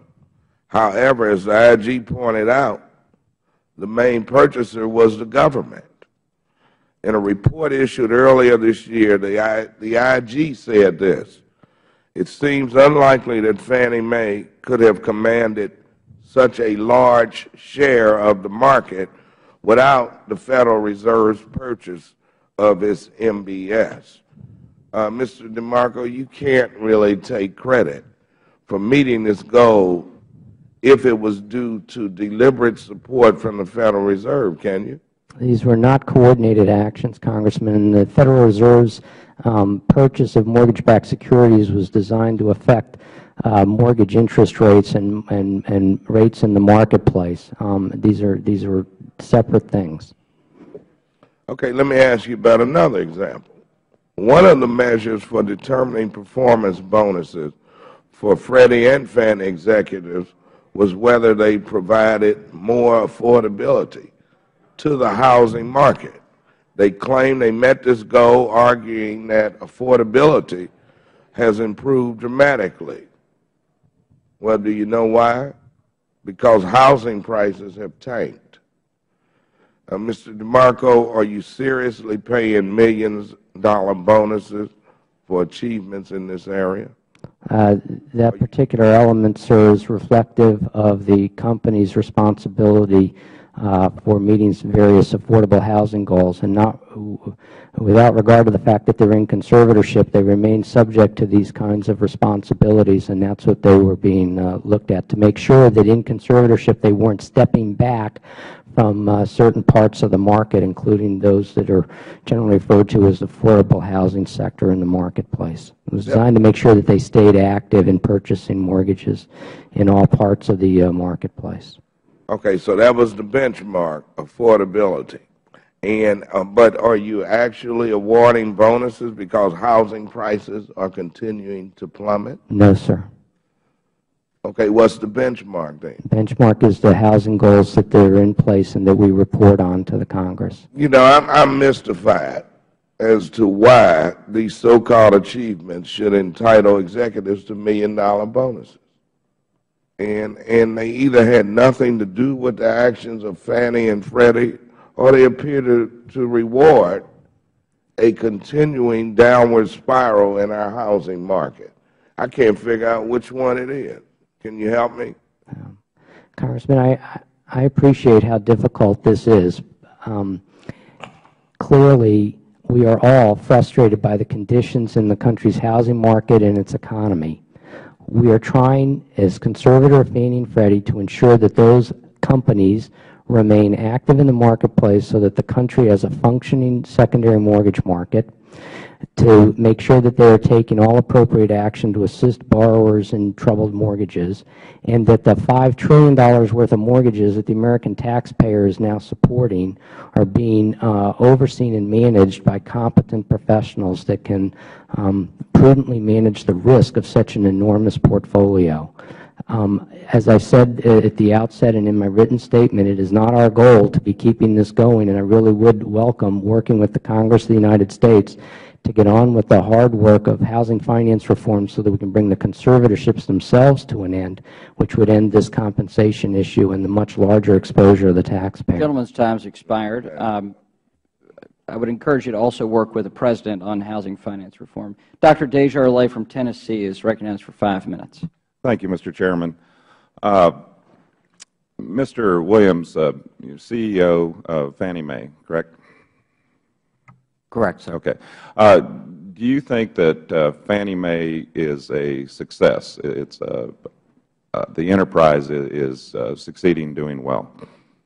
Congressman, we've been given some very challenging goals, as I've articulated. We've needed to stabilize the company, to provide critical support to the marketplace as we've provided our liquidity and funding for both single-family and multifamily, while helping to reduce long-term credit losses and helping structure. Is it meeting your expectations as the CEO? I think the team has done an extraordinary job under very difficult circumstances, sir. Okay. And Mr. Haldeman, as far as Freddie Mac, you're the CEO. Do you think it's a success? Are you proud of the company? Do you feel good about where you're going? I would divide the company into two parts, and this is in part a reference to an earlier question of whether I would invest in Freddie Mac. And that's a relevant issue because I've been an investment person for most of my life. And if I could divide Freddie Mac into two parts, I would definitely invest in the company from 2009 on.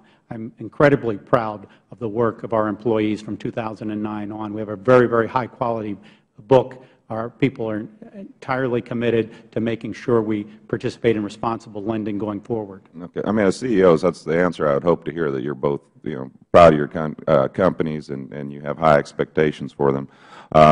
Since entering conservatorship, Fannie Mae and Freddie Mac, or the enterprises, have taken $169 billion from the Treasury and still owe taxpayers $141 billion.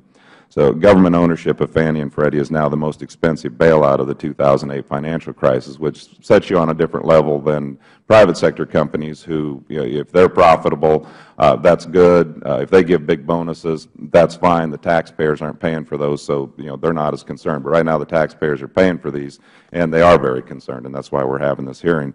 Mr. DeMarco, getting back to the beginning of the hearing when Mr. Issa, Chairman Issa, was talking about salaries, according to reports, Mr. Williams and Mr. Haldeman made about $4.7 million and $5.1 million respectively last year, and I think Mr. Williams' base salary was $900,000 and Mr. Haldeman was similar to that. So obviously big bonuses involved to reach that 4.7 and 5.1 million.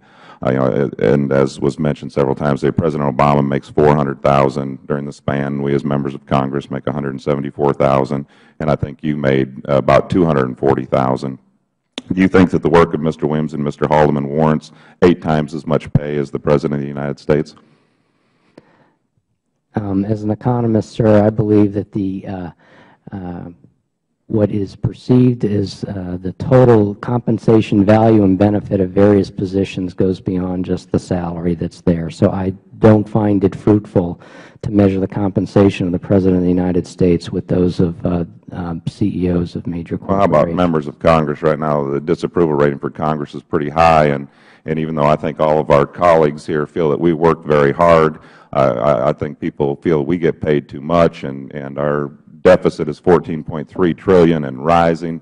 I think that if Congress felt that they should get a bonus because we're doing a good job right now, we'd all be voted out of office, and should be, because clearly, the deficit continues, and you all owe the taxpayers $141 billion. So when taxpayers are seeing millions of dollars in bonuses going to the executives, I understand their outrage, and Mr. Haldeman, you said you understood that too.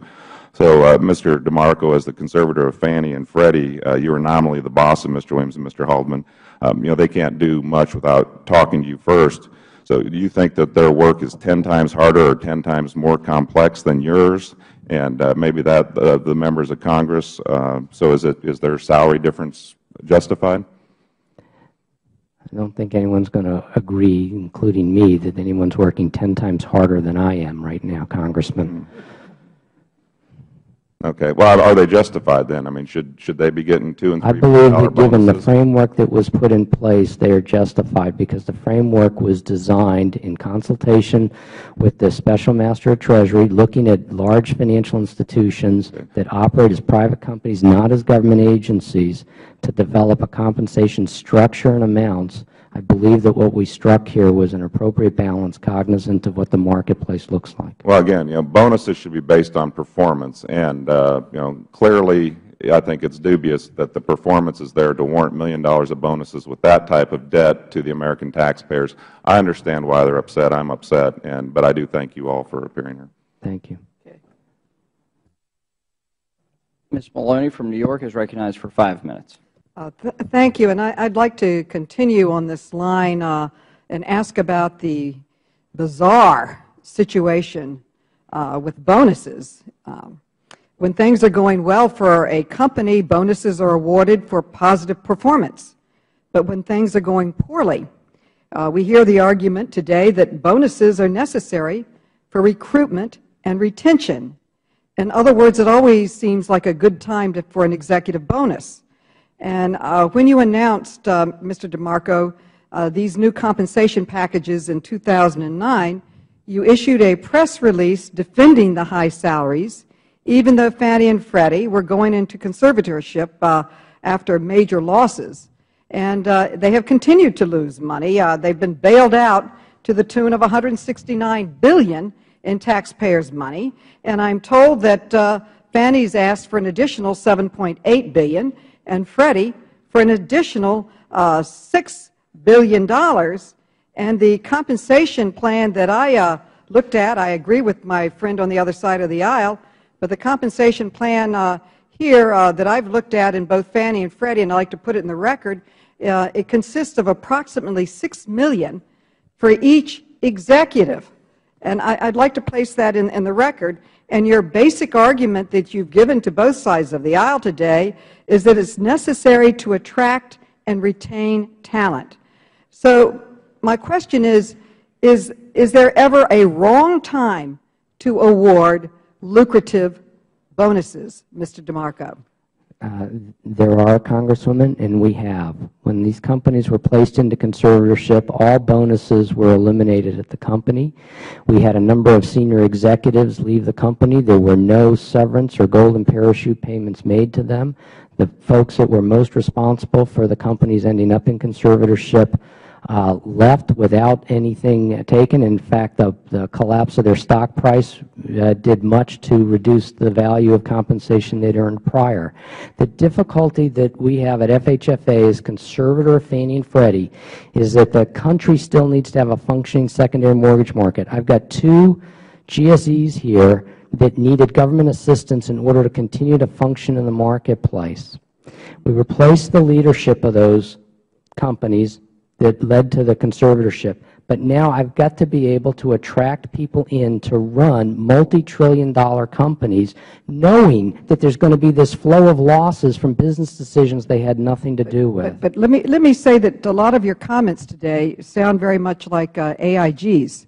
And I'd like to place AIG's statement in the defense of their bonuses in the record.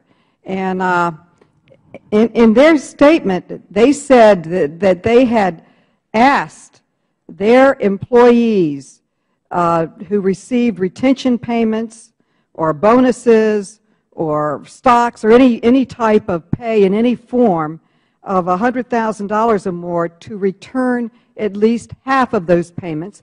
And I'd like to put AIG's statement in the record, too. And my question, Mr. DeMarco, would you at least do as much as AIG did?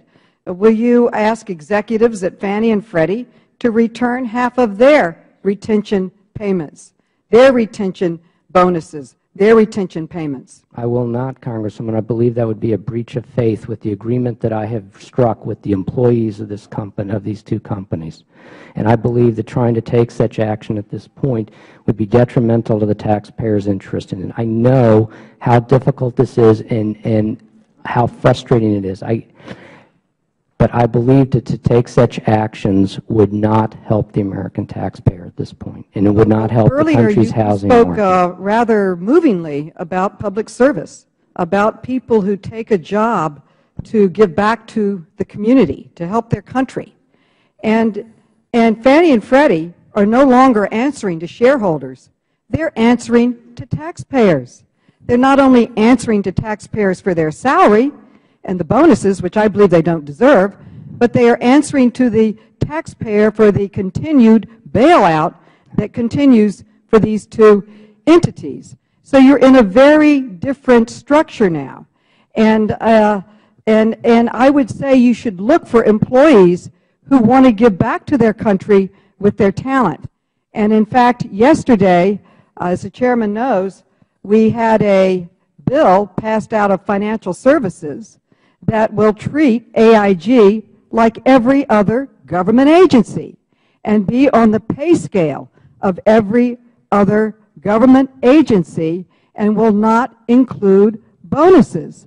So Congress is acting to move in a way that is more appropriate for an agency that continues to be bailed out, is no longer answering to shareholders, but answering to the American taxpayer.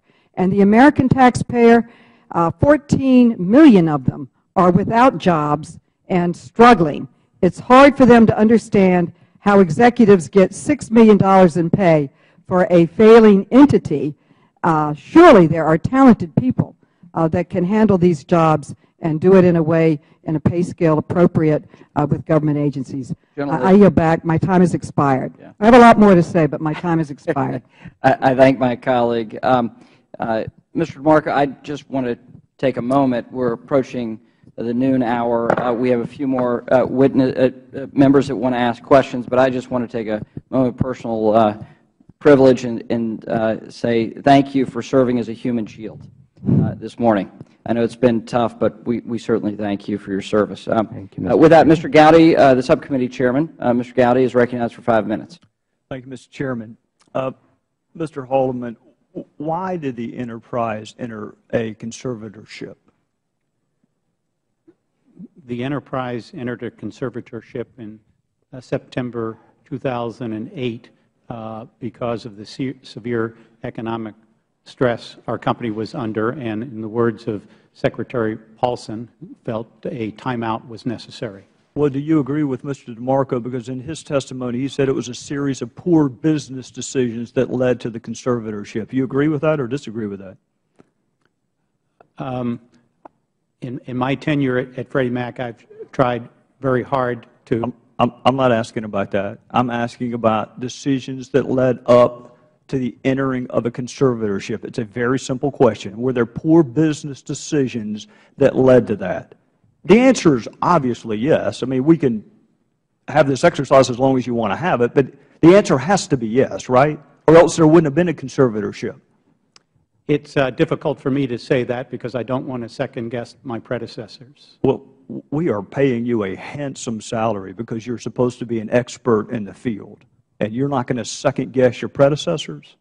It's because it's very difficult to say what you would have done, what one would have done at that point in time, given those circumstances and pressures that they were under. So you can't think of a single poor business decision that was made prior to 2008? I can talk about some decisions that were made that I hope I would do differently, but I'd prefer not to characterize them as poor business decisions. Well, Mr. DeMarco, it's your language, poor business decisions. What specifically did you mean by poor business decisions? By his predecessors, because he's obviously reluctant to go into that. Hopefully you will not be as reluctant. Mr. Gowdy, both Fannie Mae and Freddie Mac reduced their underwriting standards, allowed much greater risk in terms of the mortgages that they purchased. They reduced the guarantee fees, the insurance that they were charging for this, and they made investments in private label mortgage-backed securities that, while at the time were all rated by private credit rating agencies as AAA-rated securities, clearly we have seen that there was substantial risk in those instruments. And so these are business decisions made by the executives of those companies at the time to make these decisions. This is largely occurring in the period from 2005 to the first half of 2008. Who was Daniel Mudd? He was the CEO of Fannie Mae during this period. What was his total compensation? I don't know off the top of my head, sir. So you wouldn't disagree if it were $12 million? That could be right. How about Richard Siren? He was the CEO of Freddie Mac. During what time period?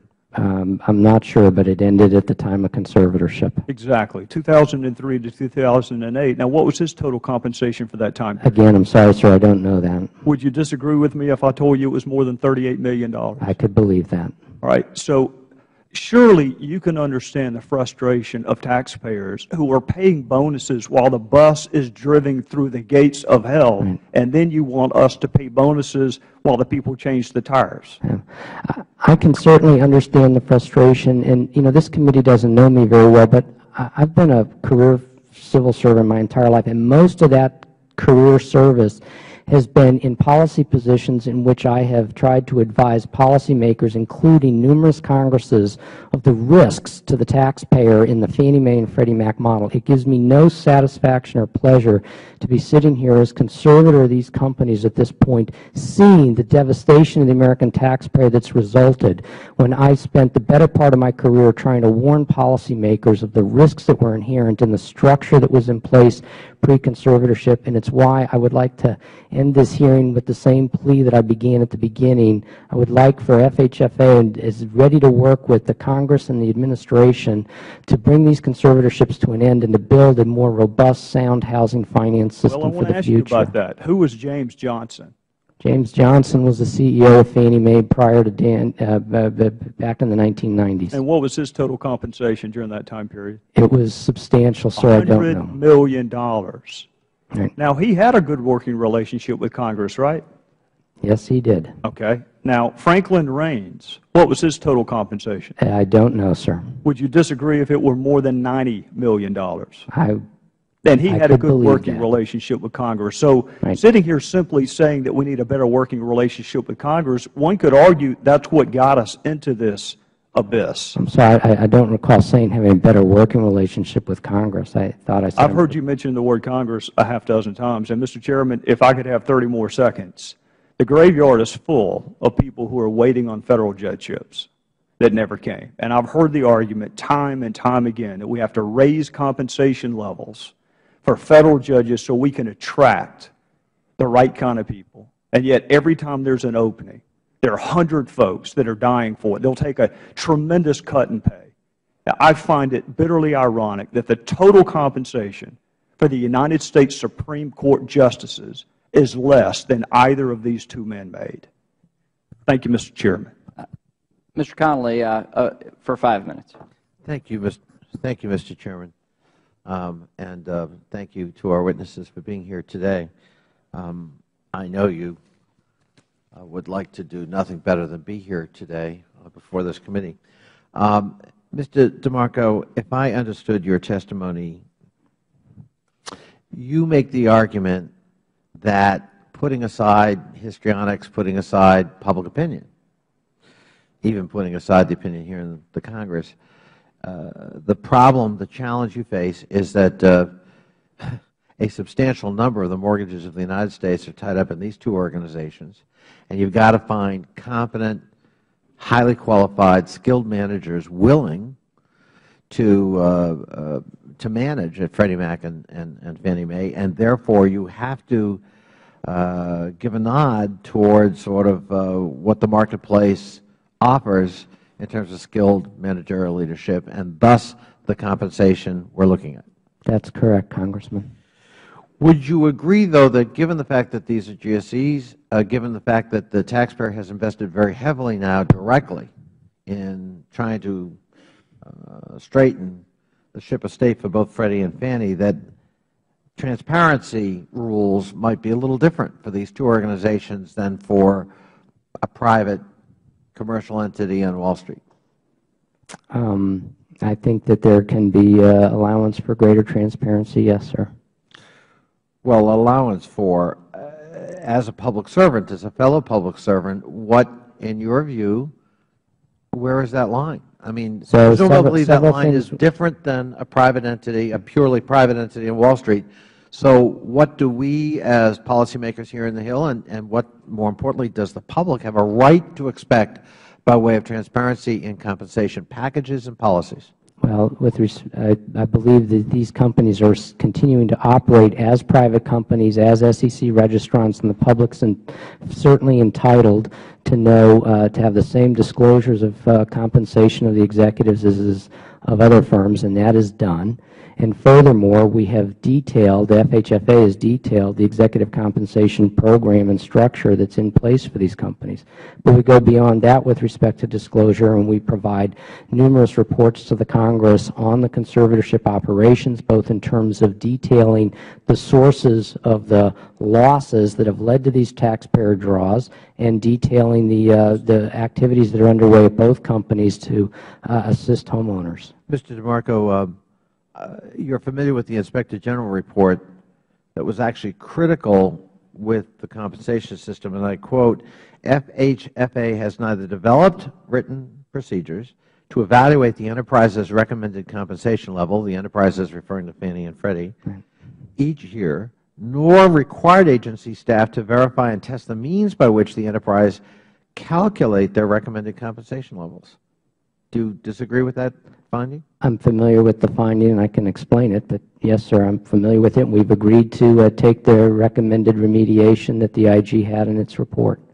So you're going to have written procedures? We will have written procedures. When might we see such written procedures? I have assured the Inspector General we will have those in place by the end of this year in time for the review of the coming year's performance. Given the ostensible inadequacies identified by the IG, why wouldn't we have a little bit less confidence that the compensation programs, bonuses, and other compensation, given the lack of transparency, lack of clear criteria and policies, lack of written policies, why should we have faith that that's just the ticket, that's what we need to make sure we're getting the right people to manage Fannie and Freddie? So it's a fair question, Congressman, but the companies themselves disclose the scorecards and the ratings on them. What the IG was referring to was within FHFA, the FHFA internal review process, these scorecards did not have written procedures as to how that should be done. The IG did not say we didn't have a process. He said we did not have one documented, and he's quite right about that, and I believe that that's a proper control system, and we've agreed to put that in place. With regard to the calculations themselves, this is the IG saying, well, you've delegated to the companies to undertake normal day-to-day operations, including calculating pay, but we think with regard to these executives, you ought to send an FHFA examiner in there to recheck the calculations that have been done to determine the pay. We've agreed to do that. One final question, if the Chairman will allow. This committee, Mr. Cummings specifically, on behalf of the minority at least, requested copies of compensation agreements from your office. We received recently heavily redacted copies of documents.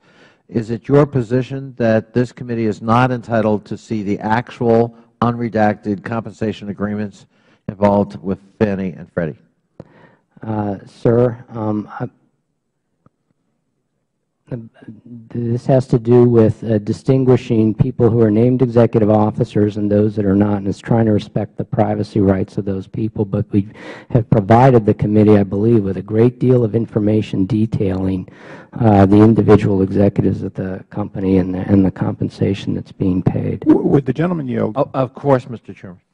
Mr. DeMarco, the majority feels that you've been generally forthcoming, but we would ask, would you be willing to provide all compensation packages that include bonuses with the names redacted, however, with, if you will, numbers that could be referenced when we're going through the skill set, so that the gentleman, although you're very right, we don't need to know the names of every individual, we want that respected, we would appreciate it if we could go to compensation levels far below a normal 10K level, and I think that's what the gentleman would like to see. Quite correct.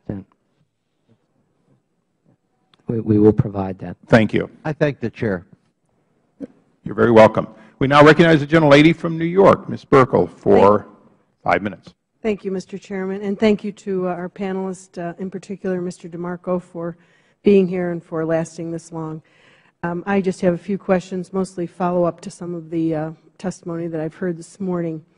You mentioned in your testimony, Mr. DeMarco, and my colleague who has since left from New York, talked about the need to retain, the need to attract quality employees. And so that was a justification for these incredible salaries and bonuses. But then you talked about, in many instances, salaries, what we pay people, it's almost irrelevant. Maybe they have a passion for it. Maybe they have an interest in it. Maybe they're just interested in doing the greater good. So which is it? I mean, which one do you think should be the motivation here for these salaries?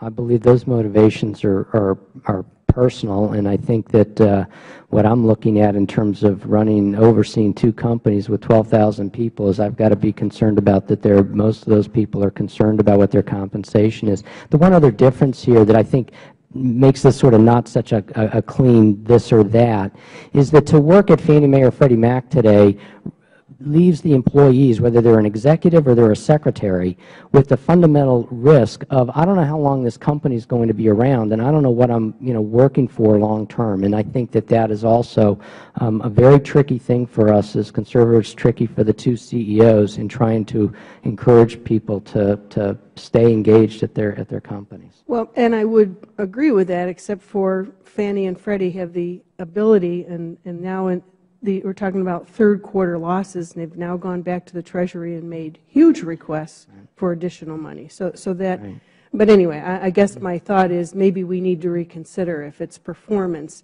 These third-quarter losses should be of concern to everyone, and in particular the American taxpayer. Congresswoman, I certainly agree with that. And if I may, I mean, I would say that, and this is in my written statement, that we are, for next year, certainly looking again at the corporate scorecards, and we're looking at, the condition of the company as well as, the gradual shrinkage taking place at the company. And I've made clear we're trying to reduce compensation. Every time a position comes open, we're making serious effort to be filling it at a lower compensation. Okay. Speaking of the corporate scorecards, I mean, you mentioned earlier you assess performance. What do you base that corporate scorecard on? Is that based on the HAMP program? That's only one component, and HAMP is reflective of doing loan modifications generally, which is a critical loss mitigation activity taking place at Fannie and Freddie for the benefit of not just helping homeowners that are troubled in their mortgages, but also to reduce losses to the taxpayer on troubled mortgages. So I believe that's an important element for us to be assessing. I'm sure, though, you're aware of the issues with the HAMP program, that it's a failed program, and maybe that isn't what we should be basing the standard on. Well, if I may, what the Inspector General has brought out about that HAMP program. Yes, Congresswoman, I'm aware that there's a lot of concern and criticism of the HAMP program, and certainly the number of HAMP modifications is not what the administration projected it initially would be. But I would point out that Fannie Mae and Freddie Mac had not just undertaken HAMP modifications, but in fact they're going much further, and we have been collectively working on an array of loan modification opportunities for homeowners that go well beyond HAMP, which is why it's been reported HAMP's done, whatever it is, 800,000 loan modifications. Fannie and Freddie alone have done just under 1 million permanent loan modifications, and the performance of those modifications has been quite good, and it has led to a reduction in taxpayer losses. So we're trying to go beyond HAMP, go beyond the limits of HAMP to offer homeowners a good opportunity respective of the taxpayer. And I would respectfully request that you provide, there must be a standard, compilations of all of these standards that you're using, and if you could submit that to the committee, I would appreciate that. Certainly, Congressman, would be glad to do that. In my few seconds that are left, many would argue that the housing market was the primary reason that there was such a financial crisis in 2008. And so in response to that, the knee-jerk reaction was to pass Dodd-Frank, which we're hearing from our financial institutions, the community banks, the banks in general, what a difficult and onerous and regulatory unreasonable bill this is. And yet, Fannie and Freddie are not included or covered by Dodd-Frank. Probably one of the biggest reasons that this whole crisis occurred was the housing market. Can anyone on the panel explain that to me? Why was Fannie and Freddie left out of the Dodd-Frank bill? I can't explain it, but I certainly can say that it was a point of some argument during the development and debate regarding Dodd-Frank. I believe the administration and the leadership that was pushing the Dodd-Frank legislation through felt like that the housing market was too unstable and that they wanted a different vehicle to focus on housing finance. I say that not to be for it or against it, just to say that there were certainly plenty in Congress that wanted to see Fannie and Freddie be part of the legislation. That's not how the legislative process worked out. Thank you very much, Mr. DeMarco. I yield back, Mr. Chairman. I thank the gentlelady. We now recognize the gentlelady from the District of Columbia, Ms. Holmes Norton. Thank you very much, Mr. Chairman. I certainly appreciate this hearing. Mr. DeMarco, my own profession, that is to say the profession before I came to the Congress, already had a bad name. I was a lawyer. And I must say I think that Fannie and Freddie have given home ownership a bad name. But that's why I'm interested in your oversight of your own lawyers. I want to continue to, I was particularly struck by the law firm, apparently a major law firm, the Baum law firm you used, which a New York District Court judge, and this is really unusual for a judge to, it may even be a call for someone to go before the Ethics Committee of the Bar. It talked about finding falsities contained in 5 paragraphs out of only 10 in an entire petition that the Baum firm had submitted. This was a foreclosure case. The case was Federal Home Loan Mortgage Corporation versus Rhea. And the judge went on to say that the misrepresentations, here I'm quoting the judge, of the material statements was outrageous, and the firm has impeded the proper administration of justice. What struck me is that the judge said that this was not the first time that the Baum firm had been unethical. How could a law firm operate on behalf of Fannie and Freddie after being sanctioned like that, if this was not the first time? Congresswoman, I'm not, forgive me, I'm not familiar with the particular case that you're citing. I can report to you that both Fannie Mae and Freddie Mac have ceased doing new business with this particular law firm. When issues regarding it certainly came to our collective attention, each company why was this law firm kept on after being sanctioned? Was this firm considered such the outstanding firm for Fannie and Freddie that you had to have its services? I can't speak to the timing here, Ms. Norton. I do know that when this information regarding the firm came to our attention. Are you following the firms? Are you following the conduct of the firms that you have? We've gone further than that, Congresswoman. FHFA just very recently directed Fannie Mae and Freddie Mac to begin the wind down of their retained attorney networks. There are lists of law firms around the country that are used to process foreclosures. So this whole approach to doing business this way and the direct engagement between Fannie Mae and Freddie Mac and individual law firms is on a path to cease. We're stopping this entirely. Well, that's good news. We understand that you have said that firms would now have to meet, quote, and here I'm quoting, certain minimum uniform criteria. What are those criteria? Those are in the process of being developed. Well, could I ask that you submit to the Chairman and the Ranking Member a draft of those criteria when they are completed? When will they be completed? I know that the work's actively going on.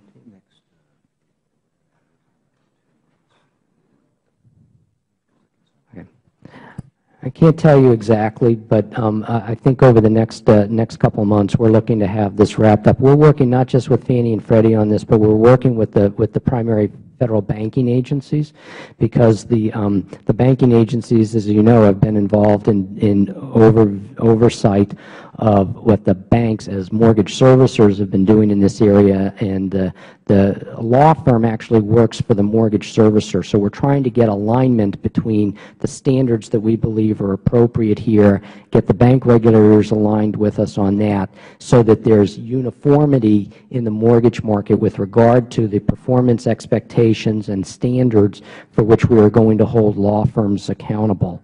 And so this work is actively underway, and what we're hoping for here is, rather than a disparate set of standards, that we can come to one set of standards in which there's going to be better accountability for law firms that are doing foreclosure processing. About the last thing Freddie and Fannie need are law firms to drive them into further trouble than the American people already hold them accountable for. Thank you very much. Would the gentlelady yield? I'd be glad to yield. I just want to understand, general counsels that you pay effectively over $1,000 an hour, $2.6 and $2.9 million respectively, they're working to try to figure out how to manage law firms, outside law firms, but that's why we had to pay, instead of $300,000 or $400,000 for a general counsel, we had to pay nearly $3 million, right, so that they would not know better than this, but after the fact they would begin working on standards to do better. They had standards. They had standards written into the contract. They were not identical, and certainly with the foreclosure abuses that have been identified and the problems that just as few firms have done to tarnish an entire industry, we believe that we are taking appropriate action to try to remediate that, and that as a matter of simplifying Fannie Mae and Freddie Mac, and as part of the sort of gradual stepping back of the size and complexity of those companies, it was my judgment that the appropriate step to take was to not have Fannie and Freddie continue to maintain this separate relationship with individual law firms, but that was better done and would get better execution on mortgage servicing if it was done all through the existing mortgage servicer. Well, I thank the gentlelady for yield, and I certainly share with you the concern that maybe they have reached a better conclusion, but it's interesting that it was government officials who interceded, people who make less than $250,000 a year because of the failure of multiple, nearly $3 million a year general counsels in this so-called private sector. I thank the lady for bringing this up. Mr. Chairman, and the draft that the gentleman has said would be submitted to you and the ranking member, it seems to me is important. We look forward to seeing it expeditiously. We now recognize the chairman of the subcommittee, Patrick McHenry, the gentleman from Hickory, North Carolina. I thank the chairman. Mr. DeMarco, has FHFA ever rejected a compensation package presented to you? Yes, we've had proposals made that we've said, no, that's not acceptable. Let's go back and redo it. Would you be willing to submit that for the record once you can gather the documents? I will try to find something appropriate to submit for the record here, Congressman. These are done as proposals that are made from the board, and I look at them and I make determinations based upon the comparables and the other standards in place. I understand. And so I'd ask you, Mr. DeMarco, has the White House ever been in contact with you about compensation issues? We, under the Senior Preferred Stock Purchase Agreement that provides the Treasury support to Fannie and Freddie, part of that agreement is written into it that the FHFA shall consult with the Treasury Department on executive compensation. So this is done as a consultation. With every executive compensation package that I have to approve, it is sent to the Treasury Department for their review. We request a consultation with the Treasury on this. This area was obviously most active in 2009 when we were working with Ken Feinberg, who was the special master for executive compensation. Has the White House ever reached out to you? I have not had any conversation with the White House regarding executive compensation. Okay. Mr. Haldeman, has the White House contacted you regarding executive compensation at your firm? They have not contacted me in any way. Thank you. Has the Treasury?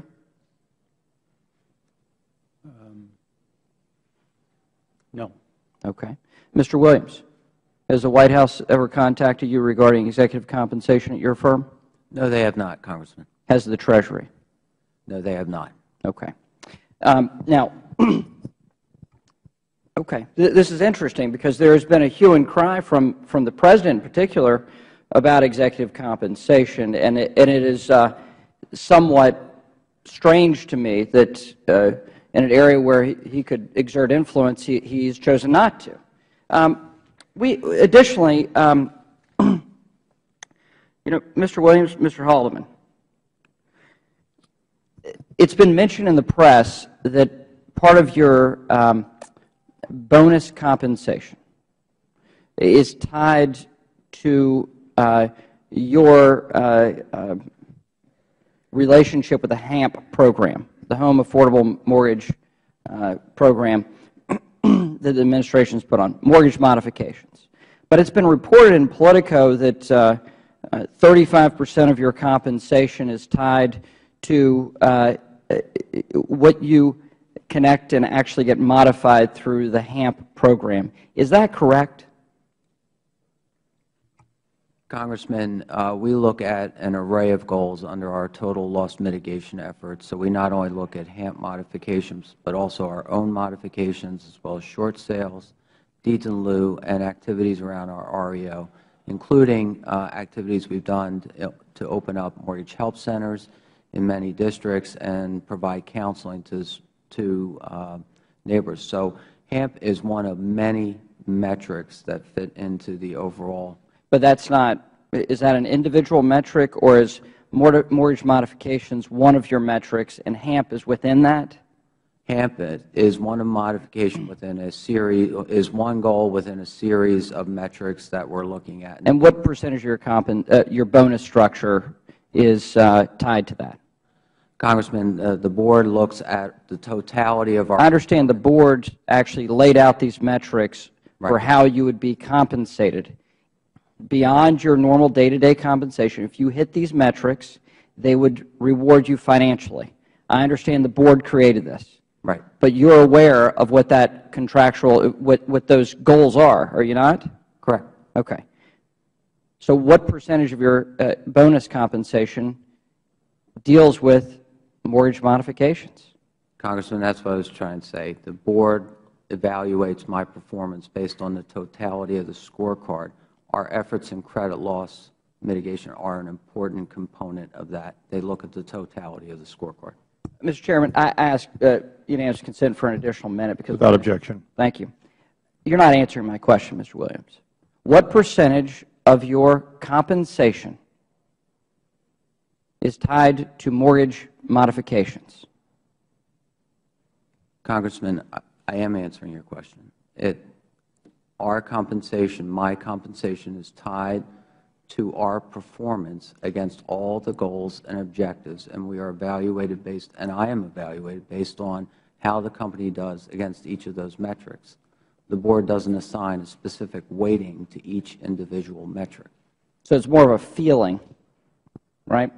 I mean, if you're laying out this metric, I mean, in your 2009 10K, goal number 1 is your performance to help in the housing recovery, including mortgage modifications. Goal number 2, interestingly enough, is to protect taxpayers. This is your 10K. Goal number 3 was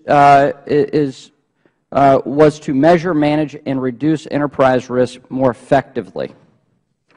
Interesting order of how this is to be done, I mean, with the intent that you repay the taxpayers.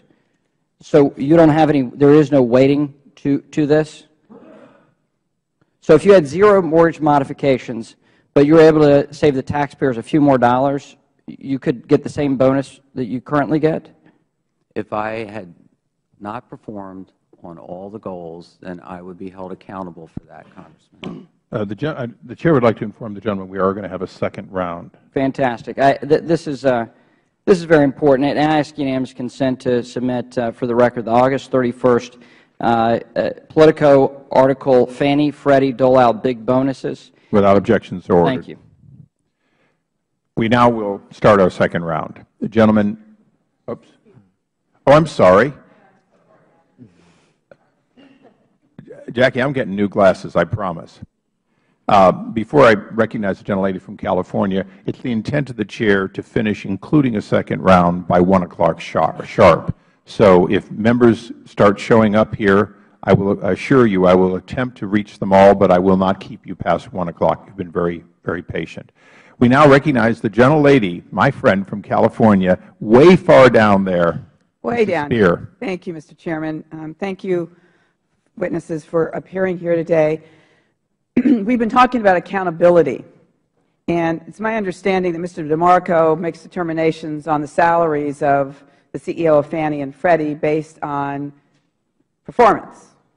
Would you agree with that, Mr. DeMarco? Yes. All right. Let me ask you, Mr. Williams. At a Senate hearing yesterday, it was disclosed that Fannie failed to contact nearly 60% of all borrowers for loan modifications. How would you score, how would you grade your performance on that?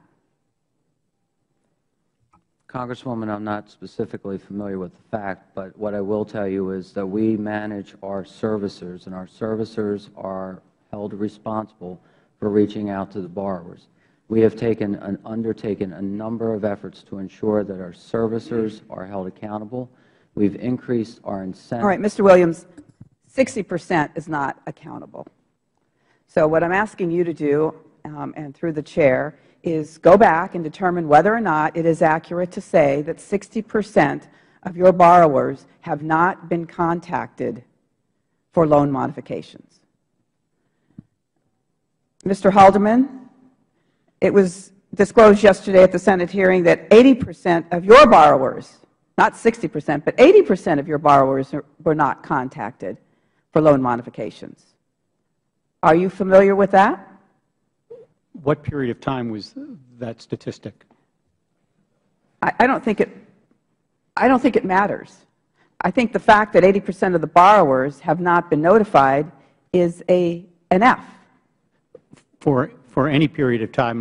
The reason for me inquiring about time period was to see how far in the past that was and whether we are making progress in terms of more right-party contact over time. I believe we are. I think it's been within this year.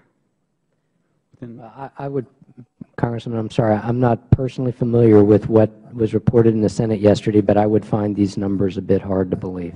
Okay. Would you, upon reviewing that, provide this information to the committee so that we can assess your performance based on that kind of information? Absolutely. Now, to you, Mr. DeMarco, you have been at a number of meetings that have been scheduled with the gentleman from Maryland, Mr. Cummings, and I thought we made great progress at the last meeting.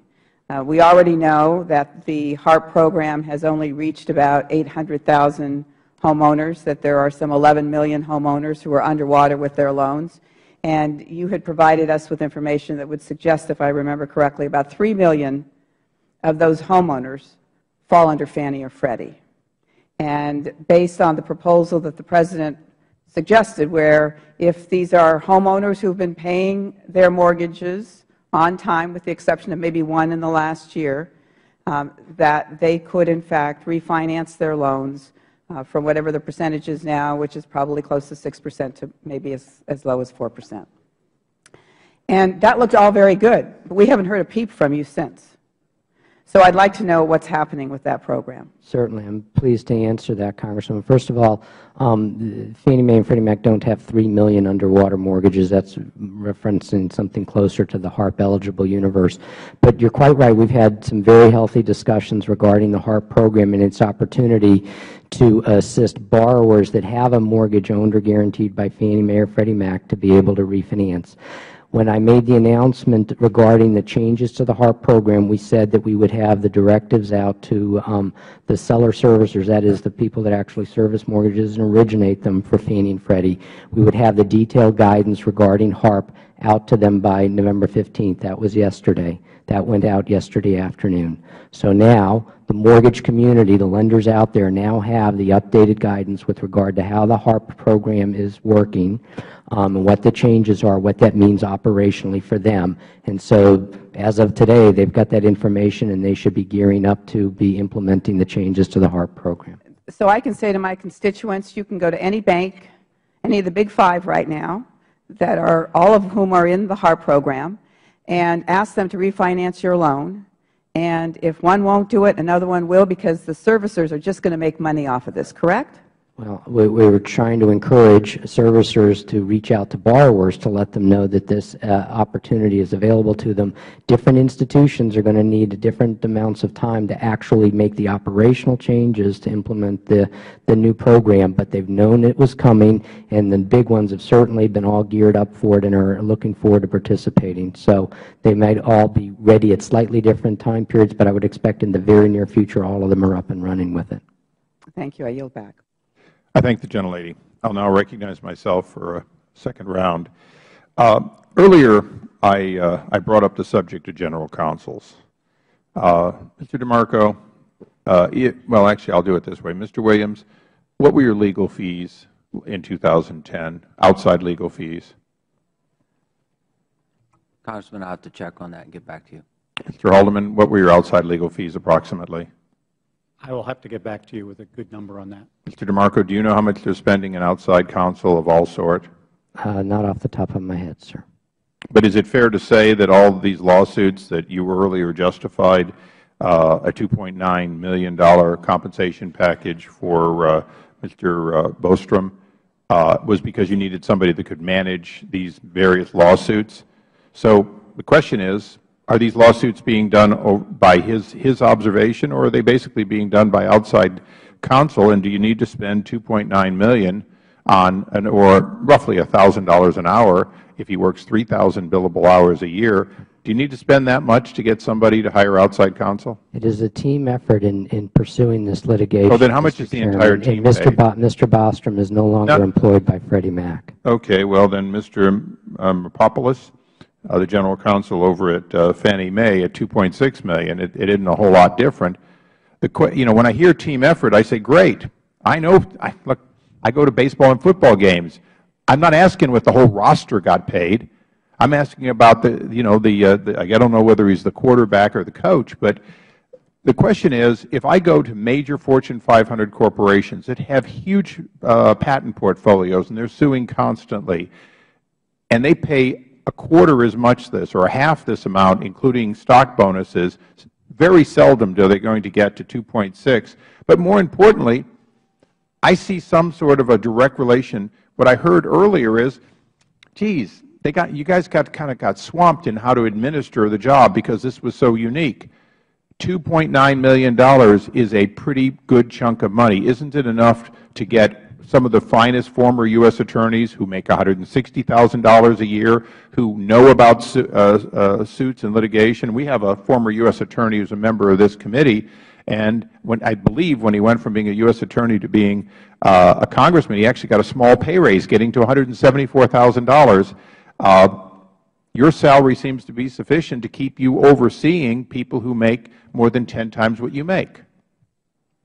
We're putting that to the test on a daily basis.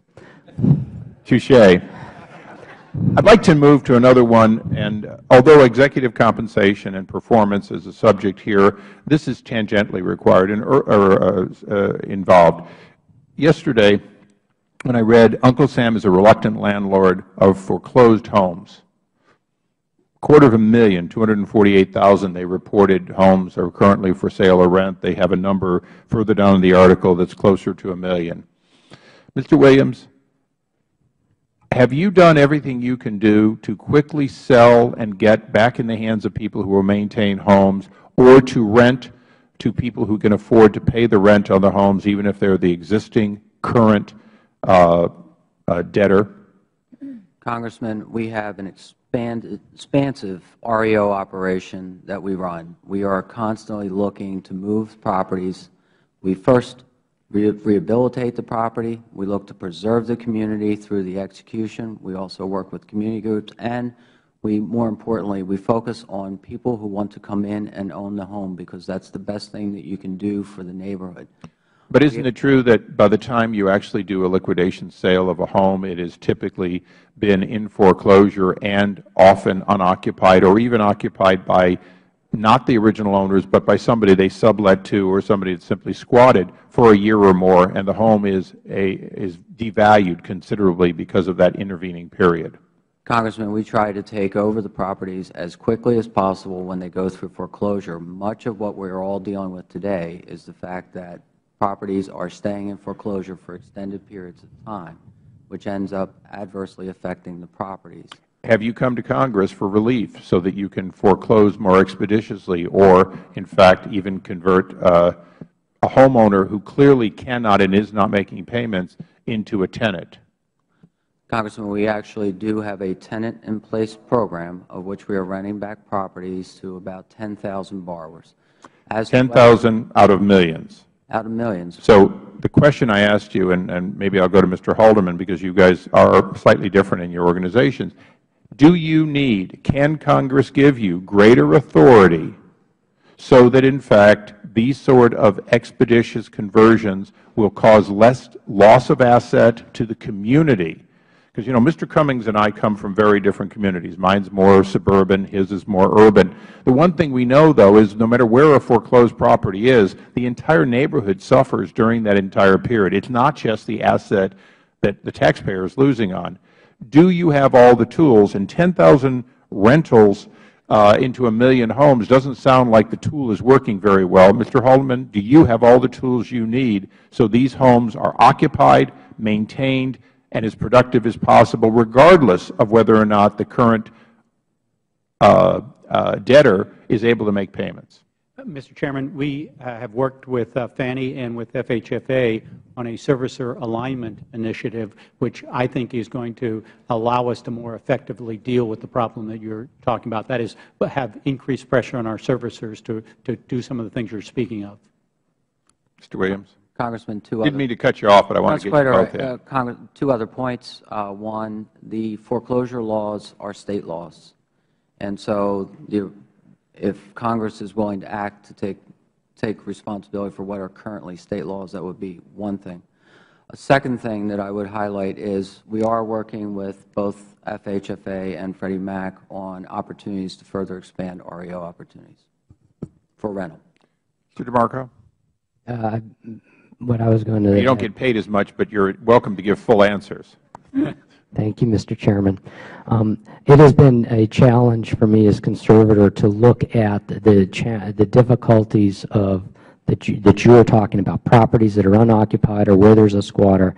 To Mr. Williams' point, part of the difficulty here is that these are governed by state laws, and there are some states that have foreclosure processes and foreclosure requirements that are designed to protect the borrower, but at the same token that is imposing greater losses on the investor in these mortgages because it is such a time-consuming and costly process to move these properties through foreclosure. Even if the property has been abandoned or has a squatter sitting in it, it still, in some states, is an enormous length of time to move that thing through foreclosure to get that property back into the marketplace to help that local community. And I do believe that that is a problem, and it's not being addressed. Well, I'm going to be cognizant of I've overused my time even on the second round. But what I will tell you on behalf of this committee is that if you will bring to us, if you will, the bad actors, the ones that you believe, the states that are hurting you, not helping you, and thus hurting the taxpayer, I'm a very strong believer in the 10th Amendment. But when it comes to Federal preemption, look, we hand these states a lot of money. And if we're looking at the various Federal programs that are helping their citizens, we have every right to say this money will not be as available to, and I'll take North Carolina because I've got a member present.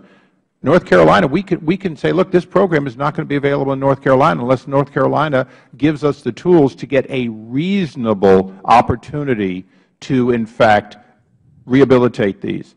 And I would say, for one, even my home state of California, given the choice of not getting the Federal dollars or making changes as to Freddie and Fannie and FHA underwritten homes, they would make changes necessary to help. We've never been asked. And so I would hope that you would really use your general counsels, some of those 3,000 hours, and please give to us where the problems are, because we're the committee that happens to also own intergovernment relations. All of those states, all of those cities are, in fact, within our portfolio to try to help them, help you, and help all of us. So thank you, Mr. Chairman. I'll have the team follow up with you. I will say the State of California has one of the faster processes, and I believe that's actually helped certain markets in California to recover better and faster. Thank you. Recognize the ranking member. Just one clarification. The Chairman had asked for agreements with regard to compensation agreements and certain information, and I just want to make sure that we're talking about those executives named in the SEC filings. Is that right? I believe that's what we're talking about. Okay. But if it's more, we'll certainly clarify. All right. Number two, you know, a lot of these, you mentioned with regard to those law firms dealing with foreclosure. I think you said two firms had given the rest of them a bad name. Is that what you said? I said a few. Oh, I was going to say it's a lot more than two. No, I understand. No, I did not say two. I said that a few firms in the industry have given the entire industry a bad name. And what, other than changing the lawyer network system, has anything been done to bring any kind of punishment to these guys? Let me tell you something. In my other life, I used to represent lawyers, and for some of the stuff that these lawyers did, people would be, lawyers would be suspended from the practice of law, if not disbarred. And I find it interesting how we sort of, they keep working for us, and I just don't understand it. I just wonder whether we underestimate what they've been doing. See, this whole robo-signing stuff is, we created a quote, normal, end of quote, and that's not normal. It's not supposed to be normal. And I could go on and on and on. I was just wondering, has there been any efforts to punish these folks? Well, Mr. Cummings, I'm not an expert in this, but my general awareness is that this would be something that would be done by state bar associations. Right, that is correct. Done in the state, and what's been puzzling to me is I'm not aware of hardly any debarment or state disciplinary action that's been taken against law firms. Now, there may be people behind me that know more, but that's in their realm. We have certainly been working with state attorney generals on this issue, and as you well know, state attorney generals have been taking an awful close and long look at foreclosure processing issues, both by servicers and by law firms. Did you have something on that, Mr. Williams? I was going to echo that point, Congressman, that we've been cooperating whenever we find these situations with state attorney generals and local counsel on these matters. Did you have something, Mr. Haldeman? I have nothing to add. The last but not least, let me say this. I know that there have been some that said that you all probably felt a little uncomfortable being here.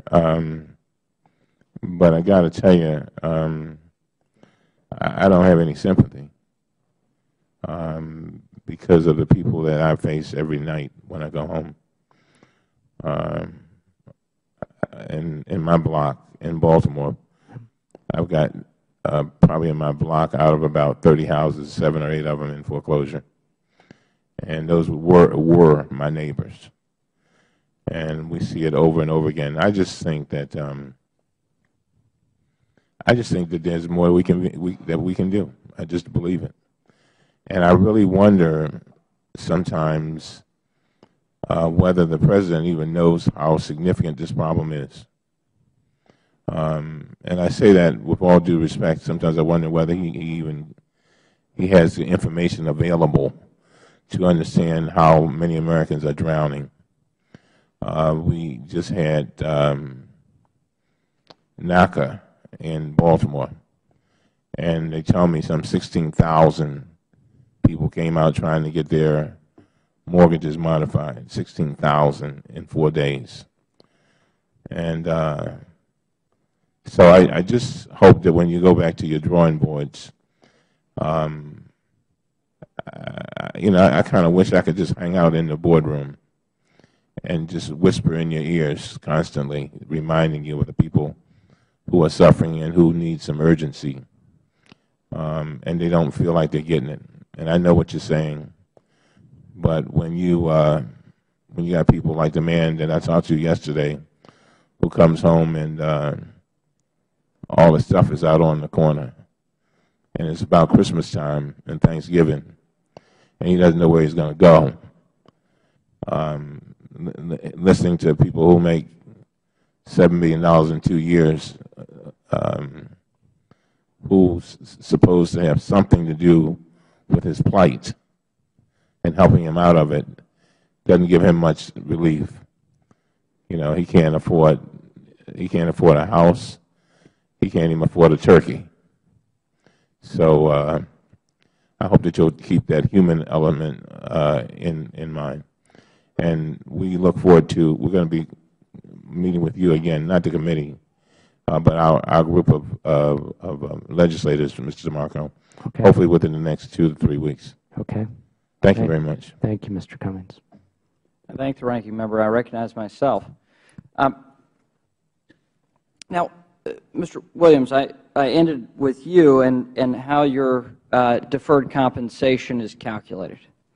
And reading the Politico article on this, it's not clear if it's Fannie or Freddie where this compensation package works this way. So, Mr. Haldeman.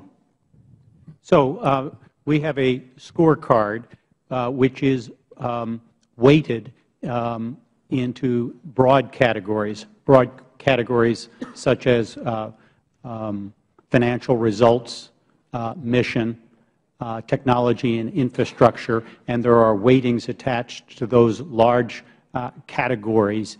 And they're in the order, they're on the order of 4 or 5 of them, and a category weighting is typically 20 to 30%.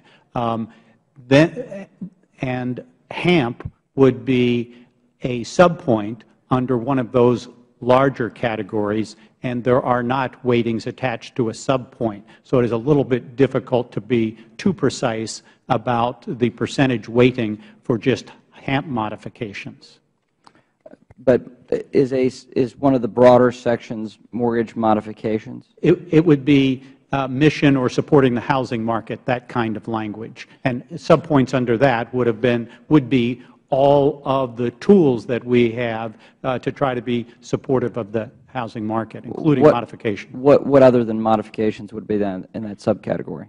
It would be refinancings, and within that, HARP refinancings and traditional refinancings. There would be traditional modifications and HAMP modifications. It could be affordable housing goals. Those all could be subpoints. But largely, that mission piece is largely modifications? That would be a big piece of it, but it certainly would be a significant piece of it that our board would be looking at. And one of the, it's not precisely weighted, but because of the attention afforded that in the press, I'm sure that our board looks very closely at the numbers of modifications that are done. So that mission piece, what percentage of your deferred compensation comes from that, your bonus? I don't recall the precise number, but it would typically, and it does vary from year to year, but it would typically be a number like 25%. But you know at the beginning of the year that the board is going to measure you against this scorecard?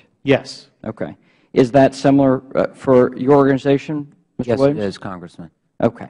And so is it in a similar form as Mr. Haldeman described his scorecard? Is your scorecard similar? I have not looked at Freddie Mac's scorecard, but we do have a scorecard. Did you, if you listen to the gentleman, I've never seen the scorecard. Yeah, we look at very similar sets of priorities, providing liquidity and stability and support for the market, ensuring that we are doing everything we can to manage credit losses and all the other activities related to our financial results that we control, and then also making sure that we continue to address improve the operational and risk areas of the company. And are mortgage modifications a part of that scorecard? Yes, they are a part of that. Okay. Is HAMP a part of that as well? HAMP modifications and administering the program for Treasury are one piece of the scorecards. Okay. Thank you. That's much more forthcoming than the last exchange we had, and I appreciate that. Mr. DeMarco, you outlined this in your written statement about the scorecards, corporate scorecards. Yes, sir. Back in March, the IG said that the FHFA didn't have a written policy on how to handle that. With your testimony today, it sounds like that critique you've incorporated, and now there are some solid policies by which to judge these scorecards. To clarify, I've committed to the IG that this will be completed by the end of this calendar year. The work's actively going on now. Okay. Okay. Thank you, and thank you for clarifying, and I do appreciate that. Now, the additional question would be, will you make public that policy? Well, I certainly could. This is what the IG was requesting. Yes. Do or do not. I will make it public. I will make it public. It's a written internal procedure for how we would go about the internal review. Okay. Mr. Haldeman, will you make your scorecard public for your institution? I can see no reason why we wouldn't be able to. These have to be reported in the 10-Ks anyway. These are publicly disclosed. Right, but in a user-friendly format. I have the Fannie 10-K, and it's we have 3 broad goals. I've now lost it in my stack of paper. Here it is, and it's very unclear in the couple of pages in the 10-K. Would you make this? Well, if I may, I will work to make sure that we have greater clarity and transparency with regard to the scorecards going forward. I appreciate that, but since we do have the heads of the 2 institutions you're overseeing, I mentioned you as a human shield earlier today. My intention is not in this questioning for you to throw yourself in front of this questioning. I appreciate your willingness to do this. It is more of a soldier-like sacrifice. I appreciate it. But with massive losses, we want to be able to understand at the beginning of the year how you will be judged and what success looks like. Mr. Haldeman, would you? It's a reasonable request, and I'm happy to do it subject to the approval of our regulator. We are a regulated organization, and I like to check with most things with the regulator before doing it or committing. Nicely done. Who says there's just politics on the Hill? Mr. Williams? Congressman, we disclose our goals in accordance with the SEC rules. We also disclose in accordance with SEC rules how individuals have performed. We provide the scorecard to Mr. DeMarco, and we'll work with him on how he wants to handle this going forward. Okay. Well, Mr. DeMarco has outlined that he'd like to see housing finance reform, as would I. And I've been in Congress since 2005 trying to articulate that, and it still has not happened. The administration has not taken the lead. The President has not taken a lead. The President has complained about executive compensation packages, but in 2 large entities where he could have a larger and direct say, he tends to make speeches rather than actual consultation. Mr. Williams, Mr. Haldeman, there are discussions about Fannie and Freddie's losses going forward. Mr. Williams, at what point will your institution be able to repay the taxpayers for this extraordinary support? Congressman, I do not venture a time frame in which we would do that. We are very focused on our credit losses. As you've seen probably from the Conservator's report, the activities we've undertaken are reducing future expectations around this area. We'll continue to focus on this, but bear in mind, much of what we're dealing with is also driven by the state of the economy, unemployment, and declining home prices. Mr. Williams, Mr. Haldeman. Yes, as you know, Congressman, we do pay a 10% preferred dividend on our outstanding draw, which for Freddie Mac is now approximately $70 billion. So our annual preferred dividend is $7 billion. And I think the best place to go to get an answer to your question is detailed analysis put out by FHFA, which looks at both enterprises going forward and under different scenarios makes a projection as to the amount of draw that will be required going forward. So you don't have any planning purposes in your institution that outlines when this would happen? We do, and our What numbers. year would that be? And our numbers and planning were submitted to FHFA and made part of the document that they put out. So you're not willing to say what year it is? I can't recall from the document. Okay. And it does, Mr. Williams, what year will Fannie have repaid the Treasury? Congressman, as you know, with a 10% dividend on the amount that's drawn, we will never fully be able to pay back the amount that's due to the Treasury. This is why the Director has highlighted the need to move forward. Mr. DeMarco, what year will the GSEs be able to repay the taxpayers for this extraordinary support? I do not believe they will repay the taxpayer in full. Ever? Well, unless we keep this conservatorship going to my children and beyond, no. I would hope that the conservatorships end before then. Okay. At what point, Mr. Haldeman wouldn't venture a guess, but at what point will Freddie be able to repay the extraordinary support? Mr. Chairman, I don't believe either company will repay the extraordinary support in full. I've said that before. I mean, I look at the current financials of the company, the fact that we are shrinking the retained portfolios of the company, looking at the expenses that are there, including the dividend, which is paid to the Treasury Department for that, which is already borrowed, and I don't have a timeline looking forward that I can point to and say, by this year, this will be repaid. And I do hope that we have moved beyond the conservatorships in the relatively near future, so we're not going to get them repaid before then. So if we just left this as it is currently structured, we could be back here having the same hearing in 5 years? No, I think we will look quite different in 5 years. And I believe that the book of business that we've been taking on since conservatorship is a profitable book of business to the taxpayer. And I believe that as we finish washing through these bad mortgages that were originated in the 05 to 08 period, that will eventually, we will move past that, and the remaining book of business, the new book of business, will be profitable to the companies. And so I believe that that's one of our fundamental obligations with the companies in conservatorship, is to ensure the new business we're doing is profitable. And I believe it is, but that's not going to be profitable enough to be repaying this amount of money in the near future. What year do you think that would be?